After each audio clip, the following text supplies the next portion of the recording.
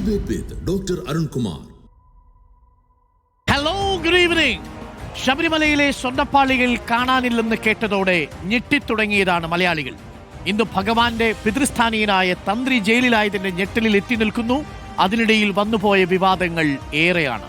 ഇനിയും ചോദ്യങ്ങൾ ഏറെയാണ്. തൊണ്ടി മുതലാണ്, അയ്യപ്പന്റെ സ്വർണമാണ്. അപ്പോഴും കാത്തിരിക്കുന്നത് ട്വിസ്റ്റുകളോ എന്നതാണ് ചോദ്യം. സൂപ്പർ ട്വിസ്റ്റോ? Welcome to editorial special show.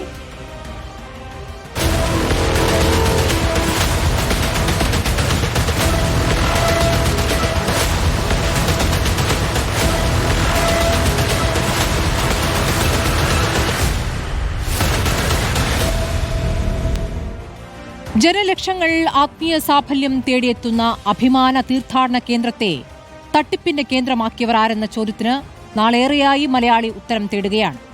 ശബരിമലയിലെ പവിത്രമായ സോപാനത്തിലും ശ്രീകോവിലും നടന്ന ഞെട്ടിക്കുന്ന സ്വർണ്ണക്കൊള്ള കേരളം കണ്ട ഏറ്റവും വലിയ ആസൂത്രിത കുറ്റകൃത്യങ്ങളിൽ ഒന്നാണ്. ഉണ്ണികൃഷ്ണൻ പോറ്റിയിൽ തുടങ്ങിയ അറസ്റ്റ് പരമ്പര ഏറ്റവും ഒടുക്കൽ എത്തി നിൽക്കുന്നത് അയ്യപ്പന്റെ പിതൃസ്ഥാനീയനായി വാഴ്ത്തപ്പെടുന്ന തന്ത്രി കണ്ഠര് രാജീവിലാണെന്നതാണ് അമ്പരിപ്പിക്കുന്ന വസ്തുത. കഴിഞ്ഞ 100 നാളിനിടെ കേരളത്തിന്റെ രാഷ്ട്രീയ സാമൂഹിക അന്തരീക്ഷത്തെ അടിമുടി അട്ടിമറിച്ച ശബരിമല സ്വർണ്ണക്കൊള്ളയുടെ ആഴത്തിലുള്ള പരിശോധന ആദ്യത്തിൽ നിന്ന് തന്നെ തുടങ്ങാം.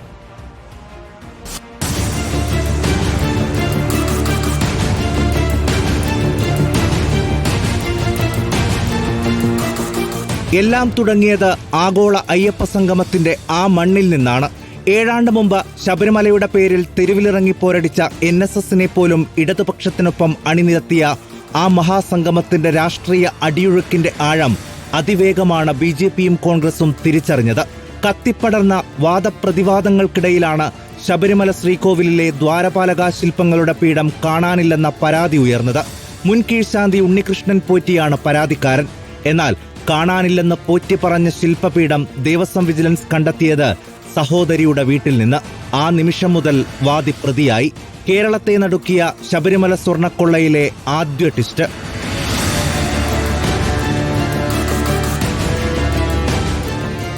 രണ്ടായിരത്തിയേഴിൽ വെറുമൊരു പൂജാ സഹായിയായി ശബരിമലയിലെത്തിയ ഉണ്ണികൃഷ്ണൻ പോറ്റി സമ്പന്ന ഭക്തർക്ക് സന്നിധാനത്ത് സൗകര്യങ്ങളൊരുക്കിയാണ് ദേവസ്വം ബോർഡിന്റെ ഇടനാഴികളിൽ അപ്രമാദിത്വം ഉറപ്പിച്ചത്.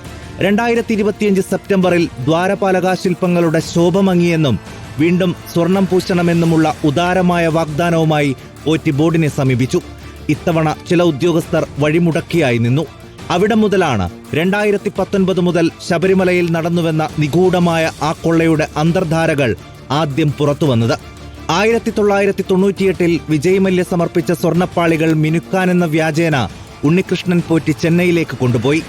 സന്നിധാനത്തെ രജിസ്റ്റർ 42.8 കിലോഗ്രാം എന്ന് പറയുന്ന പാളികൾ 39 ദിവസങ്ങൾക്ക് ശേഷം ചെന്നൈയിലെത്തിച്ചപ്പോൾ 38.258 കിലോഗ്രാമായി മെലിഞ്ഞു. പണി കഴിഞ്ഞ് തിരിച്ചെത്തിയപ്പോഴും തൂക്കം 38.653 കിലോഗ്രാം മാത്രം. അപ്രത്യക്ഷമായത് 4 കിലോയിലധികം സ്വർണം. തീർന്നില്ല. സന്നിധാനത്തു നിന്ന് കൊണ്ടുപോയ ആ പഴയ പാളി എവിടെയെന്നതിനും ഉത്തരമില്ല. ഹൈക്കോടതി നേരിട്ട് നിയമിച്ച പ്രത്യേക അന്വേഷണ സംഘത്തിന്റെ ആദ്യ പിടി ഉണ്ണികൃഷ്ണൻ പോറ്റിയിൽ വീണപ്പോൾ കേരളം ഒരു ചോദ്യം ആവർത്തിച്ചു: ഈ പോറ്റിയെ പോറ്റി വളർത്തിയതാര്? ആ പ്രകമ്പനത്തിൽ നിയമസഭയും തെരുവുകളും പ്രതിഷേധത്താൽ പ്രക്ഷുബ്ധമായി. പോറ്റിയിൽ തുടങ്ങിയ അന്വേഷണം പിന്നെ നീണ്ടത് മുരാരി ബാബുവിലേക്കാണ്. സ്വർണം ചെമ്പെന്ന് രേഖപ്പെടുത്തിയ മുൻ അഡ്മിനിസ്ട്രേറ്റീവ് ഓഫീസറിൽ നിന്ന് തുടങ്ങിയ ആ വേട്ട ഒടുവിൽ CPIMന്റെ കരുത്തനായ നേതാവ് A. പത്മകുമാറിലെത്തിയതോടെ ആഖ്യാനങ്ങൾ മാറിമറിഞ്ഞു.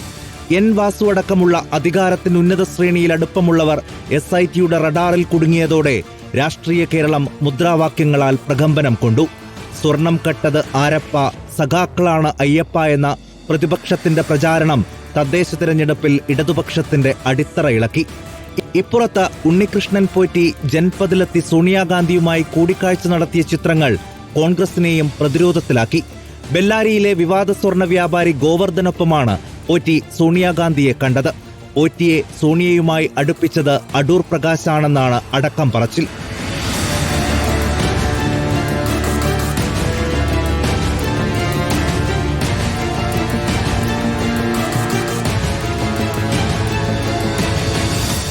കേരളത്തെ അക്ഷരാർത്ഥത്തിൽ ഞെട്ടിച്ച വാർത്ത പുറത്തുവന്നത് ഇന്നലെയാണ്. അയ്യപ്പന്റെ പിതൃസ്ഥാനീയനായി വാഴ്ത്തപ്പെടുന്ന തന്ത്രി കണ്ഠര് രാജീവരെയും അന്വേഷണ സംഘം വിലങ്ങണിയിച്ചു. ദേവസ്വം ബോർഡിലെ അഴിമതിക്കാരായ ഉദ്യോഗസ്ഥർക്കൊപ്പം ശബരിമലയിലെ താന്ത്രിക സിംഹാസനവും വഞ്ചനയുടെ കരിനിഴലിലായിരിക്കുന്നു.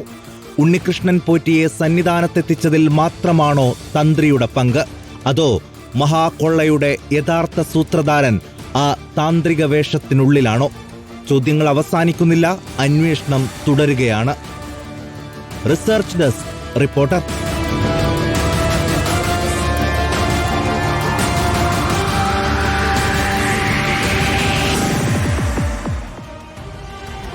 ദൈവത്തിന്റെ സ്വർണം കട്ടത് ദൈവതുല്യനാണ് എന്ന ഞെട്ടിക്കുന്ന ഒരു വാർത്തയിലാണ് നമ്മൾ എല്ലാവരും നിൽക്കുന്നത്. ഇനി അവശേഷിക്കുന്ന ഒരുപാട് ചോദ്യങ്ങളുണ്ട്. ഇതിനകം 10 പേർ അറസ്റ്റിലായി. തന്ത്രി രാജീവ് കണ്ഠര് കൂടിയാക്കുമ്പോൾ 11ാമത്തെ അറസ്റ്റ്, 13ാമത്തെ പ്രതി. അവശേഷിക്കുന്ന ചോദ്യങ്ങൾ ഇവയാണ്. കൂട്ടുകച്ചവടത്തിൽ ആരൊക്കെ എന്നുള്ളതാണ് ഏറ്റവും പ്രധാനപ്പെട്ട ചോദ്യം. അതോടൊപ്പം ഈ കൊള്ള എന്നു മുതൽ തുടങ്ങി എന്ന ചോദ്യമാണ്. 98 മുതലാണ് ഇപ്പോൾ SIT അന്വേഷിക്കുന്നത്. പക്ഷേ എന്നു മുതൽ തുടങ്ങി കൊള്ള എന്ന ചോദ്യം അവിടെ നിൽക്കുന്നു. 2019 കവർച്ച നടന്നതെങ്കിലും 2019 മുമ്പുള്ള കാര്യങ്ങൾ കൂടി അന്വേഷിക്കാനാണ് ആവശ്യപ്പെടുന്നത്. 2019 മുമ്പും ഈ കൊള്ളയ്ക്കുള്ള ഒരു അനുകൂല സാഹചര്യം അവിടെ ഒരുങ്ങിയിരുന്നു. ഉണ്ണികൃഷ്ണൻ പോറ്റിയെ പോറ്റിയതാര് തുടങ്ങിയ ചോദ്യങ്ങളും SITയുടെ അന്വേഷണ പരിധിയിലേക്ക് എത്തുന്നു. ദൈവതുല്യൻ തന്ത്രി മാത്രമോ എന്ന ചോദ്യം നിൽക്കുകയാണ്. ദൈവതുല്യനും പെടും എന്ന ഒരു പ്രതികരണം നടത്തിയത് പത്മകുമാറാണെന്ന് നമുക്കറിയാം. ദൈവതുല്യൻ എന്ന പത്മകുമാർ ഉദ്ദേശിച്ചത് തന്ത്രിയെ തന്നെയാണോ എന്നുള്ളതാണ് ഒരു ചോദ്യം. തന്ത്രി പോറ്റിയെ കയറ്റിയത് എന്തിനാണ് എന്നുള്ളതാണ് ചോദ്യം. ആദ്യഘട്ടത്തിൽ മൊഴിയെടുക്കുമ്പോൾ തന്ത്രി രാജീവ് കണ്ഠര് പറഞ്ഞത് ശബരിമലയിലെത്തുന്ന ഒരു ഭക്തൻ എന്ന നിലയിൽ മാത്രമേ അറിയാമായിരുന്നുള്ളൂ എന്നാണ്. എന്നാൽ ഒട്ടേറെ ചോദ്യങ്ങൾ ബാക്കി. ബാംഗ്ലൂരിലെ ശ്രീരാംപുര ക്ഷേത്രത്തിൽ തന്ത്രി ഈ പോറ്റിയെ കയറ്റിയിരുന്നു. അതിനുശേഷം 2007 പ്രധാനപ്പെട്ട ശാന്തിമാരുടെ കീഴ്ശാന്തിയായി ഈ ഉണ്ണികൃഷ്ണൻ പോറ്റിയെ സന്നിധാനത്തെത്തിച്ചത് തന്ത്രിയാണോ എന്ന ചോദ്യം പ്രസക്തമാണ്. രാജീവ് കണ്ഠരുടെ കുടുംബത്തിൽ നടന്ന വിവാഹ ചടങ്ങിന്റെ മുഖ്യ കാർമ്മികനും ഉണ്ണികൃഷ്ണൻ പോറ്റിയായിരുന്നു. എങ്ങനെ ഇത്തരം വലിയ സ്വാധീനം പോറ്റിക്ക് തന്ത്രിയിലുണ്ടായി എന്ന ചോദ്യം പ്രസക്തമാണ്.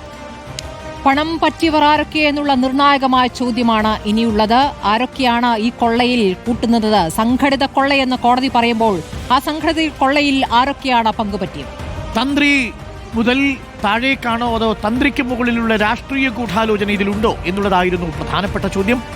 നിലവിൽ പത്മകുമാറും വിജയകുമാറും വാസുവും അടക്കം ദേവസ്വം ബോർഡിലെ 3 പ്രധാനപ്പെട്ട CPMന്റെ നേതാക്കൾ ജയിലഴിക്കുള്ളിലാണ്.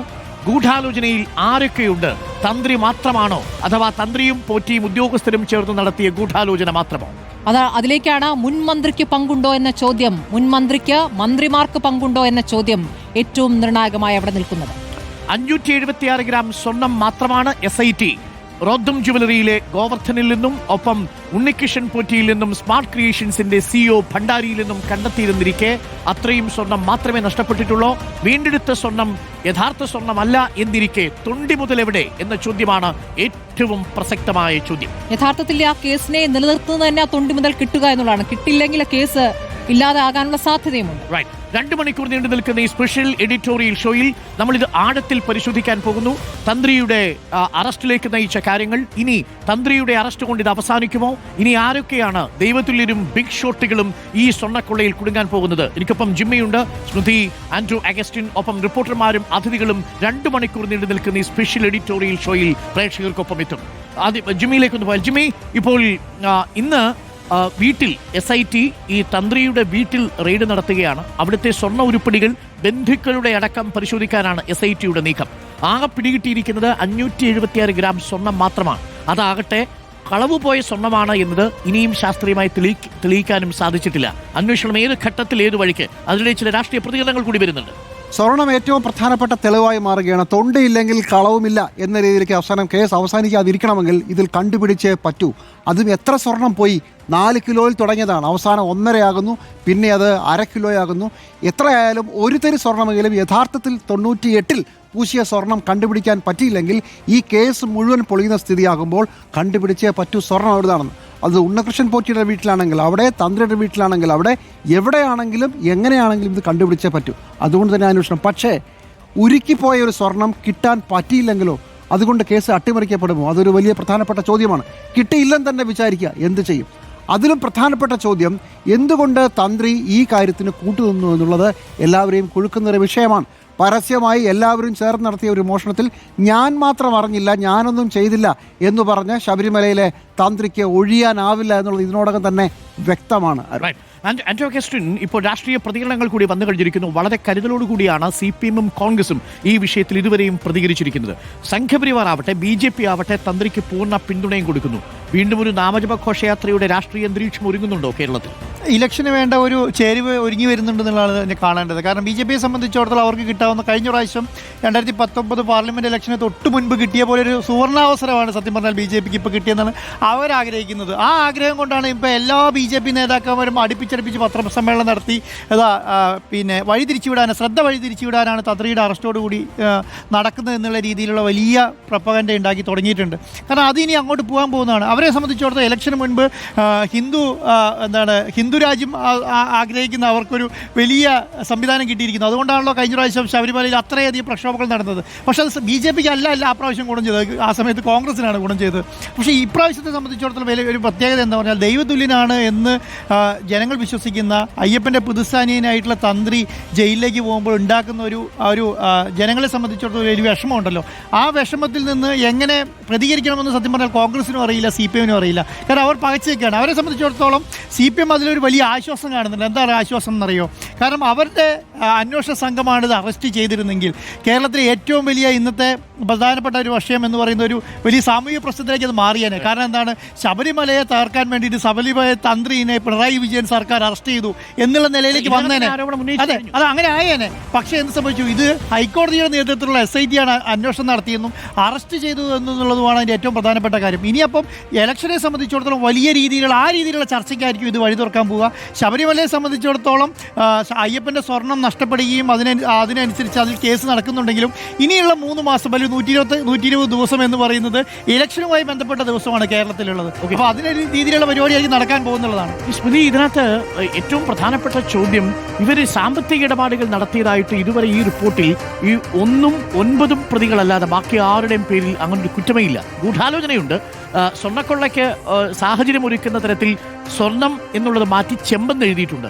ഇതൊക്കെയുണ്ട്. ഇവിടെ തന്ത്രിയുടെ കാര്യത്തിലും സാമ്പത്തിക ഇടപാടിന്റെ കാര്യത്തിൽ ചില സൂചനകൾ കിട്ടിയിട്ടുണ്ടെന്നേ പറയുന്നുള്ളൂ, റിപ്പോർട്ടിലില്ലേ? അപ്പോൾ ഈ അന്വേഷണം എങ്ങോട്ട് പോകുന്നു എന്നുള്ളത് വളരെ പ്രധാനപ്പെട്ടതല്ല. ഇനി 6 ആഴ്ചയെ സമയമുള്ളൂ. അല്ല, ഇപ്പൊ സാമ്പത്തിക ഇടപാടുകൾ സംബന്ധിച്ച് ED അന്വേഷിക്കുന്നുണ്ട്. അപ്പോൾ അതിൽ ക്രമക്കേടുകൾ കണ്ടു കഴിഞ്ഞാൽ അവരുടെ അക്കൗണ്ടുകൾ ഫ്രീസ് ചെയ്യും എന്നുള്ള അടക്കമുള്ള വാർത്തകൾ ഇന്ന് വന്ന ദിവസമാണ്. അപ്പോൾ അതിലേക്ക് പോകും ഉറപ്പായിട്ടും. ഇതിൽ ഏറ്റവും ഉത്തരവാദിത്തം ആർക്ക് എന്ന് ചോദിക്കുമ്പോൾ ബോർഡിനാണ് ഉത്തരവാദിത്തം. അതിലെ അവിടുത്തെ മറ്റു കാര്യങ്ങളെല്ലാം ചെയ്യുന്നത് സാങ്കേതികമായ അഡ്മിനിസ്ട്രേഷൻ മുഴുവൻ ഈ പറയുന്ന ബോർഡിന്റെ ഉത്തരവാദിത്തമാണ്. ഈ ആചാരപരമായ കാര്യങ്ങളാണ് തന്ത്രി ചെയ്യുന്നത്. തന്ത്രിയാണ് ഏറ്റവും തലപ്പത്ത് എന്ന് പറയുമ്പോൾ തന്ത്രിയുടെ അനുവാദത്തോടു കൂടി തന്നെയാണ് ഈ കൊള്ള നടന്നത് എന്നുള്ളതാണ്. അതിന്റെ വിവരങ്ങളാണ് SIT കിട്ടിയിരിക്കുന്നത്. ഇനി പ്രധാനം ഉറപ്പായിട്ടും തന്ത്രിയുടെ മൊഴിയാണ്. തന്ത്രിയെ ചോദ്യം ചെയ്യൽ നിന്നാണ് ഇനി മുകളിലേക്ക് പോകുമോ അതോ താഴെ തന്നെ അത് എങ്ങനെ കേന്ദ്രീകരിച്ചു എന്നതിന്റെ ഒക്കെ വിവരങ്ങൾ കിട്ടാനിരിക്കും. നമുക്കൊപ്പം ശരത്ത് ചേരുന്നുണ്ട്. ശരത്ത്, വളരെ പ്രധാനപ്പെട്ട ഒരു വിവരമായി നമുക്കൊപ്പമുണ്ട്. തന്ത്രിയുടെ വീട്ടിൽ SITയുടെ റെയ്ഡ് നടന്നിരുന്നു. മുഴുവൻ സ്വർണവും SIT പരിശോധിക്കുന്നു. സ്ത്രീകളുടെയും കുട്ടികളുടെയും ആഭരണം ഉൾപ്പെടെയാണ് പരിശോധിക്കുന്നത് എന്നുള്ളതാണ് ഇപ്പോൾ നമുക്കറിയാൻ കഴിയുന്ന വിവരം. ശരത്ത്, ഇപ്പോഴും പരിശോധന തുടരുകയാണോ? ആ പരിശോധന ഈ തന്ത്രിയുടെ വീട്ടിൽ മാത്രം ഒതുങ്ങുന്നില്ല, മറ്റു ബന്ധുക്കളിലേക്ക് കൂടി വ്യാപിക്കുന്നു എന്നാണോ മനസ്സിലാക്കുന്നത്? അരുൺകുമാർ, ഇന്ന് ഉച്ചയ്ക്ക് 2:50 കൂടിയാണ് ഇത്തരത്തിൽ SIT സംഘം തന്ത്രിയുടെ ചെങ്ങന്നൂരിലെ വീട്ടിലേക്ക് എത്തിയത്. നിലവിൽ ഇപ്പോൾ 7 മണി പിന്നിട്ടിരിക്കുന്നു. അന്വേഷണ സംഘം എന്തായാലും നിർണായക നീക്കത്തിലേക്കാണ് കടന്നിരിക്കുന്നത്. പ്രധാനമായും അന്വേഷണ സംഘം ഈ വീട്ടിലെ മുഴുവൻ സ്വർണ്ണാഭരണങ്ങളും സ്വർണ്ണ ഉരുപ്പടികളും പരിശോധിക്കുന്നു എന്നുള്ളതാണ്. അതായത് വീട്ടിലെ തന്ത്രിയുടെ ഭാര്യയുടെയും മക്കളുടെയും അടക്കം സ്വർണ്ണാഭരണങ്ങൾ, കുട്ടികളുടെ ഉൾപ്പെടെ സ്വർണ്ണാഭരണങ്ങളാണ് പ്രധാനമായും അന്വേഷണ സംഘം പരിശോധിക്കുന്നത്. ഒപ്പം ഇത് ഈ പരിശോധനയുടെ ഭാഗമായി നേരത്തെ ഒരു സ്വർണ്ണപ്പണിക്കാരനെ, ചെങ്ങന്നൂരിലെ SBI ബാങ്കിലെ സ്വർണ്ണപ്പണിക്കാരനെ ഈ വീട്ടിലേക്ക് എത്തിച്ചിരുന്നു. അദ്ദേഹത്തിന്റെ സാന്നിധ്യത്തിലാണ് ഈ സ്വർണ്ണാഭരണങ്ങളുടെയും ഒപ്പം ഉരുപ്പടികളുടെയും മൂല്യവും അതിന്റെ കാലപ്പഴക്കവും അടക്കം നിർണ്ണയിക്കുന്നത്. പ്രധാനമായും ഈ ശബരിമലയിലെ സ്വർണവും ഈ ആഭരണങ്ങളോ അല്ലെങ്കിൽ വീട്ടിലുള്ള ഉരുപ്പടികളോ ഒക്കെ തന്നെ, സ്വർണ്ണ ഉരുപ്പടികളോ ഒക്കെ തന്നെ ബന്ധമുണ്ടോ എന്നുള്ളതാണ് അന്വേഷണ സംഘം പരിശോധിക്കുന്നത്.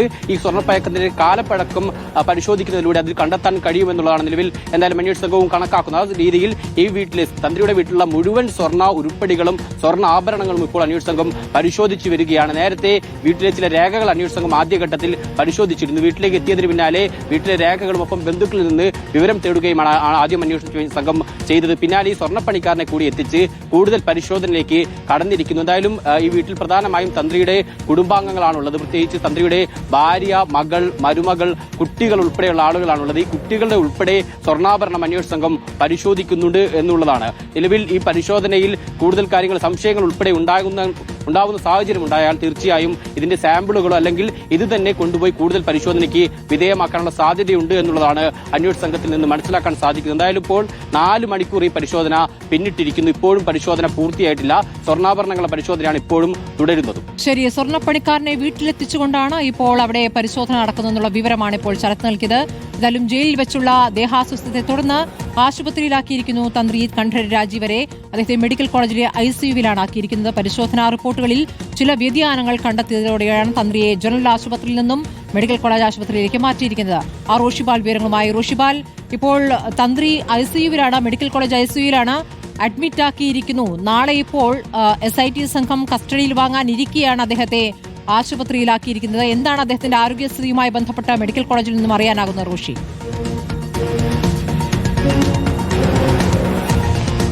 സ്മൃതി, തന്ത്രി ഇന്ന് രാവിലെയാണ് ജയിലിൽ വെച്ച് തലകറക്കം അനുഭവപ്പെട്ടു. തുടർന്ന് പിന്നാലെ തന്നെ ജനറൽ ആശുപത്രിയിലേക്ക് എത്തി.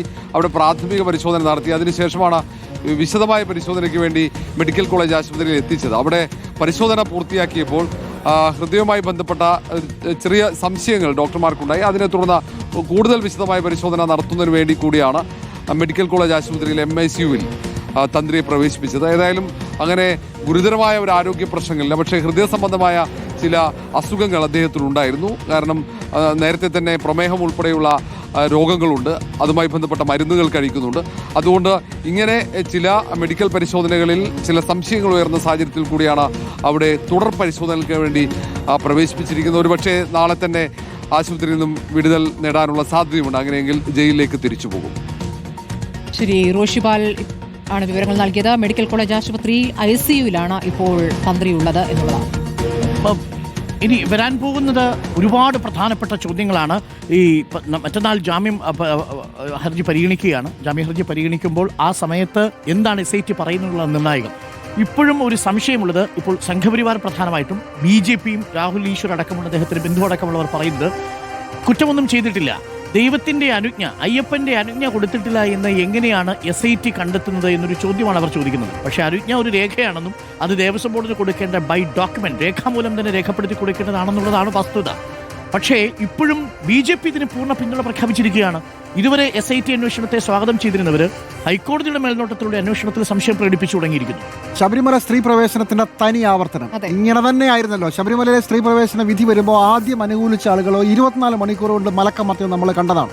ഈ ശബരിമല അയ്യപ്പന്റെ അനുജ്ഞ അതിൻ്റെ ആവശ്യമില്ലെന്നും അല്ലെങ്കിൽ കൊടുത്തില്ലെന്നും നിങ്ങൾക്ക് എങ്ങനെ അറിയാമെന്നും ചോദിക്കുന്നവർ 2024 അവസാനമായി ഈ സ്വർണ്ണപ്പാളികൾ ഇളക്കിക്കൊണ്ട് പോകുമ്പോൾ ആ സമയത്ത് അനുജ്ഞ വാങ്ങുകയും അത് എഴുതി കൊടുക്കുകയും ചെയ്തിരുന്നു അന്ന് ചുമതല ഉണ്ടായിരുന്ന തന്ത്രി. അപ്പോൾ 2024 ആ അനുജ്ഞ എഴുതി കൊടുക്കാം, 2019 കൊടുക്കാനാവില്ല. ഇനി അഥവാ കൊടുത്തില്ല എന്ന് പറഞ്ഞാൽ ചോദിച്ചില്ല എന്നാണല്ലോ. അല്ല, ഇനി ചോദിച്ചിട്ടുണ്ടെങ്കിൽ അദ്ദേഹം അങ്ങനെ പറയണ്ടേ? അദ്ദേഹം പറഞ്ഞത്, ഓൺ റെക്കോർഡിൽ പറഞ്ഞത്, അങ്ങനെ പുറത്തു കൊണ്ടുപോകാൻ ഞാൻ അനുമതി കൊടുത്തിട്ടില്ല എന്നാണ്. ശബരിമലയിലെ ഒരു പ്രധാനപ്പെട്ട ഒരു നടപടിക്രമത്തിനെ ലംഘിച്ചുകൊണ്ട് അല്ലെങ്കിൽ തന്ത്രങ്ങളെ, ആചാരങ്ങളെ ലംഘിച്ചുകൊണ്ടൊരു കാര്യം നടന്നാൽ അത് പുറത്തു കൊണ്ടുവന്ന് കണ്ടാൽ നോക്കി നിൽക്കുന്ന ആളാണോ തന്ത്രി? ഈ താഴ്മൺ കുടുംബം തന്നെയല്ലേ 2019 ശബരിമലയിലെ സ്ത്രീ പ്രവേശന വിധി വരുമ്പോൾ ആചാര ലംഘനമാണ്, അതുകൊണ്ട് ഇത് അനുവദിക്കാനാവില്ല എന്ന് പറഞ്ഞ് വലിയ ബഹളം ഉണ്ടാക്കിയത്. അപ്പോൾ അങ്ങനെ ചെയ്ത ഒരു പശ്ചാത്തലമുള്ള ആളുകൾക്ക് ഇങ്ങനെ ഒരു സംഭവം നടക്കുമ്പോൾ അത് ആചാരങ്ങൾക്ക് വിരുദ്ധമാണെങ്കിൽ, അദ്ദേഹം തന്നെ പറഞ്ഞു എൻ്റെ അനുമതിയോട് കൂടിയല്ല ആണെങ്കിൽ അത് പറയാനുള്ള ഉത്തരവാദിത്വം അദ്ദേഹത്തോട് അദ്ദേഹം ചെയ്തില്ല. 2, എന്തുകൊണ്ട് അങ്ങനെ ചെയ്തില്ല എന്നുള്ളതാണ് ചോദ്യം. അത് ഗൂഢാലോചനയാണെന്നും ബാക്കിയുള്ള ആളുകളടക്കം ഇദ്ദേഹവും കൂടി ചേർന്നാണ് നടന്നെന്നുള്ളതാണ് SIയുടെ കണ്ടെത്തൽ. ഒരു തെളിവ് കൂടിയുണ്ട്. പോറ്റിയുടെ സ്വന്തം ആളാരാണ്? അദ്ദേഹം തന്ത്രിയാണ്. തന്ത്രിയും പോറ്റിയും ചേർന്നുള്ള ഒരു കമ്പൈൻഡ് മൂവാണ് അദ്ദേഹത്തെ എന്തായാലും ശബരിമലയിൽ എത്തിച്ചത്. അതിൽ നമുക്ക് സംശയമൊന്നുമില്ല. അരുൺ, ഇതിനകത്തൊരു വളരെ തന്ത്രപരമായ ഒരു കാര്യമാണ്. ഇത് ആചാരവുമായി ബന്ധപ്പെട്ട കാര്യങ്ങൾ മാത്രം, ആചാരങ്ങളുടെ തലപ്പത്ത് നിൽക്കുന്നു തന്ത്രി എന്ന് പറയുമ്പോൾ ഈ അനുജ്ഞ എന്ന് പറഞ്ഞാൽ ദേവന്റെ അനുജ്ഞ ഉണ്ടെങ്കിലേ ഈ പറഞ്ഞ സ്വർണ്ണപ്പാളി ഊരിയെടുക്കാൻ പറ്റുകയുള്ളൂ. അതിൽ അദ്ദേഹത്തിന് എതിർപ്പുണ്ടെങ്കിൽ രേഖാമൂലം എഴുതി കൊടുക്കണം, തടസ്സ ഹർജി ഒപ്പിട്ട് കൊടുക്കണം. ഇതൊന്നും ചെയ്യാതെ കണ്ണടച്ച് നിൽക്കുന്നതാണ് ഏറ്റവും വലിയ പിഴവ്. അത് ആചാരപരമായ വീഴ്ചയാണെന്ന് പറയുമ്പോൾ അതിൽ നിയമപരമായി നിൽക്കുമോ എന്നുള്ള ചോദ്യമാണ് തിരിച്ച് ബുദ്ധിപൂർവ്വം ചോദിക്കുന്നത്. പക്ഷേ ഇത് ബുദ്ധിപൂർവ്വം അതിന് തിരിച്ച് ഖണ്ഡിക്കാനുള്ള കാര്യങ്ങൾ അവിടെ കിടക്കുന്നു എന്നുള്ളതാണ്.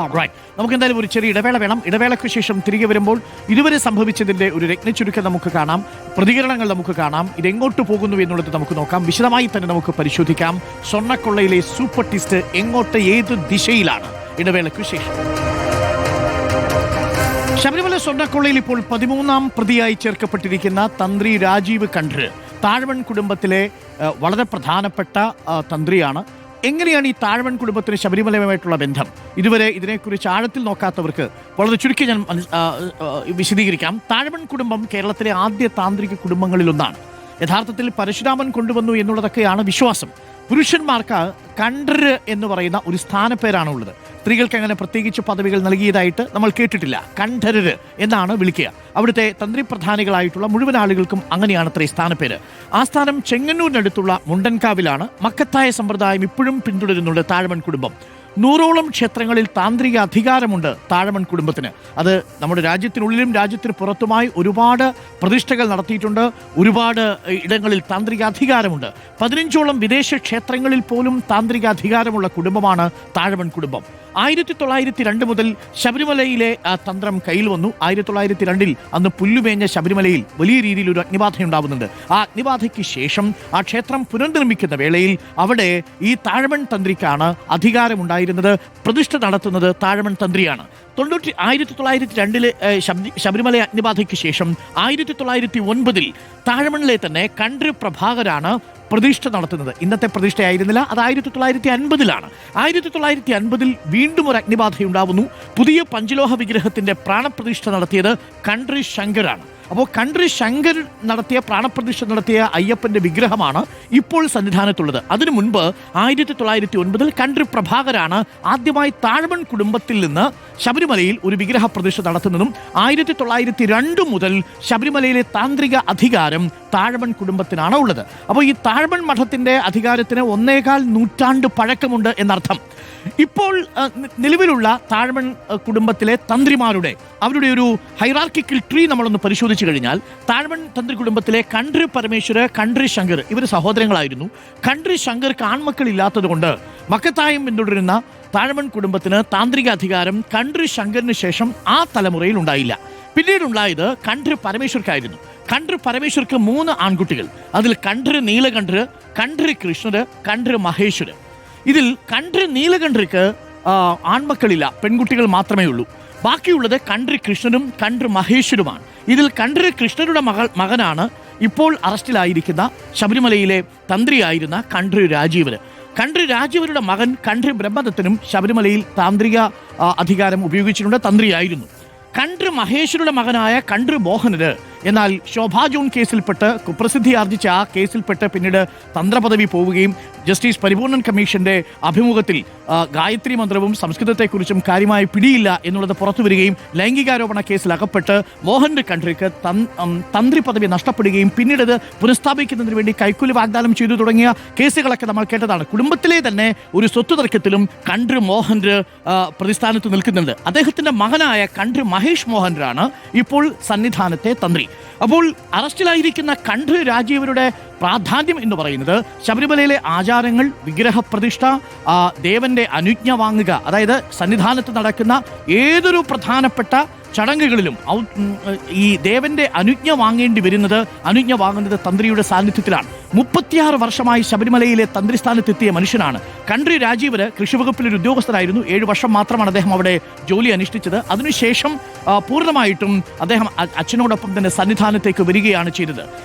യഥാർത്ഥത്തിൽ രാജീവ് കണ്ഠര് അറസ്റ്റിലാകുമ്പോൾ താഴ്വൺ തന്ത്രി കുടുംബത്തിൽ നിന്ന് അറസ്റ്റിലായി ജയിലിൽ പോകുന്ന ആദ്യത്തെ തന്ത്രിയായി മാറുന്നു എന്നുള്ളതാണ്. മോഹൻ കണ്ഠർക്കെതിരെ കുപ്രസിദ്ധമായ കേസ് വന്നിട്ടും മോഹൻ കണ്ഠര് ജയിൽവാസം അനുഭവിച്ചിട്ടില്ല എന്നത് ആലോചിക്കണം.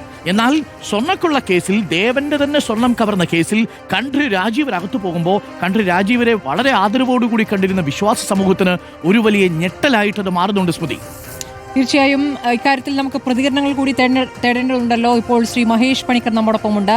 ശ്രീ മഹേഷ് പണിക്കർ, അങ്ങ് ഈ വിഷയത്തിലുള്ള ചർച്ച തുടങ്ങിയ ഘട്ടം മുതൽ ഇത് തന്ത്രിയിലേക്ക് എത്തും എന്ന് പറഞ്ഞുകൊണ്ടിരുന്ന വ്യക്തിയാണ്. ഒടുവിൽ തന്ത്രിയിലേക്ക് എത്തിയിരിക്കുന്നു. തന്ത്രിയുടെ അറസ്റ്റും ഉണ്ടായിരിക്കുകയാണ്. ഇപ്പോൾ തന്ത്രിയുടെ പങ്കുമായി ബന്ധപ്പെട്ട് രാഷ്ട്രീയ പാർട്ടികളും വിവിധ നിലപാടുകൾ എടുക്കുന്ന അല്ലെങ്കിൽ തുറന്ന് പ്രതികരിക്കാൻ ഭയപ്പെടുന്ന ഒരു സാഹചര്യം കൂടി കാണുകയാണല്ലോ. ഈ ഘട്ടത്തിൽ അങ്ങേക്ക് പറയാനുള്ളത് എന്താണ് ശ്രീ മഹേഷ്?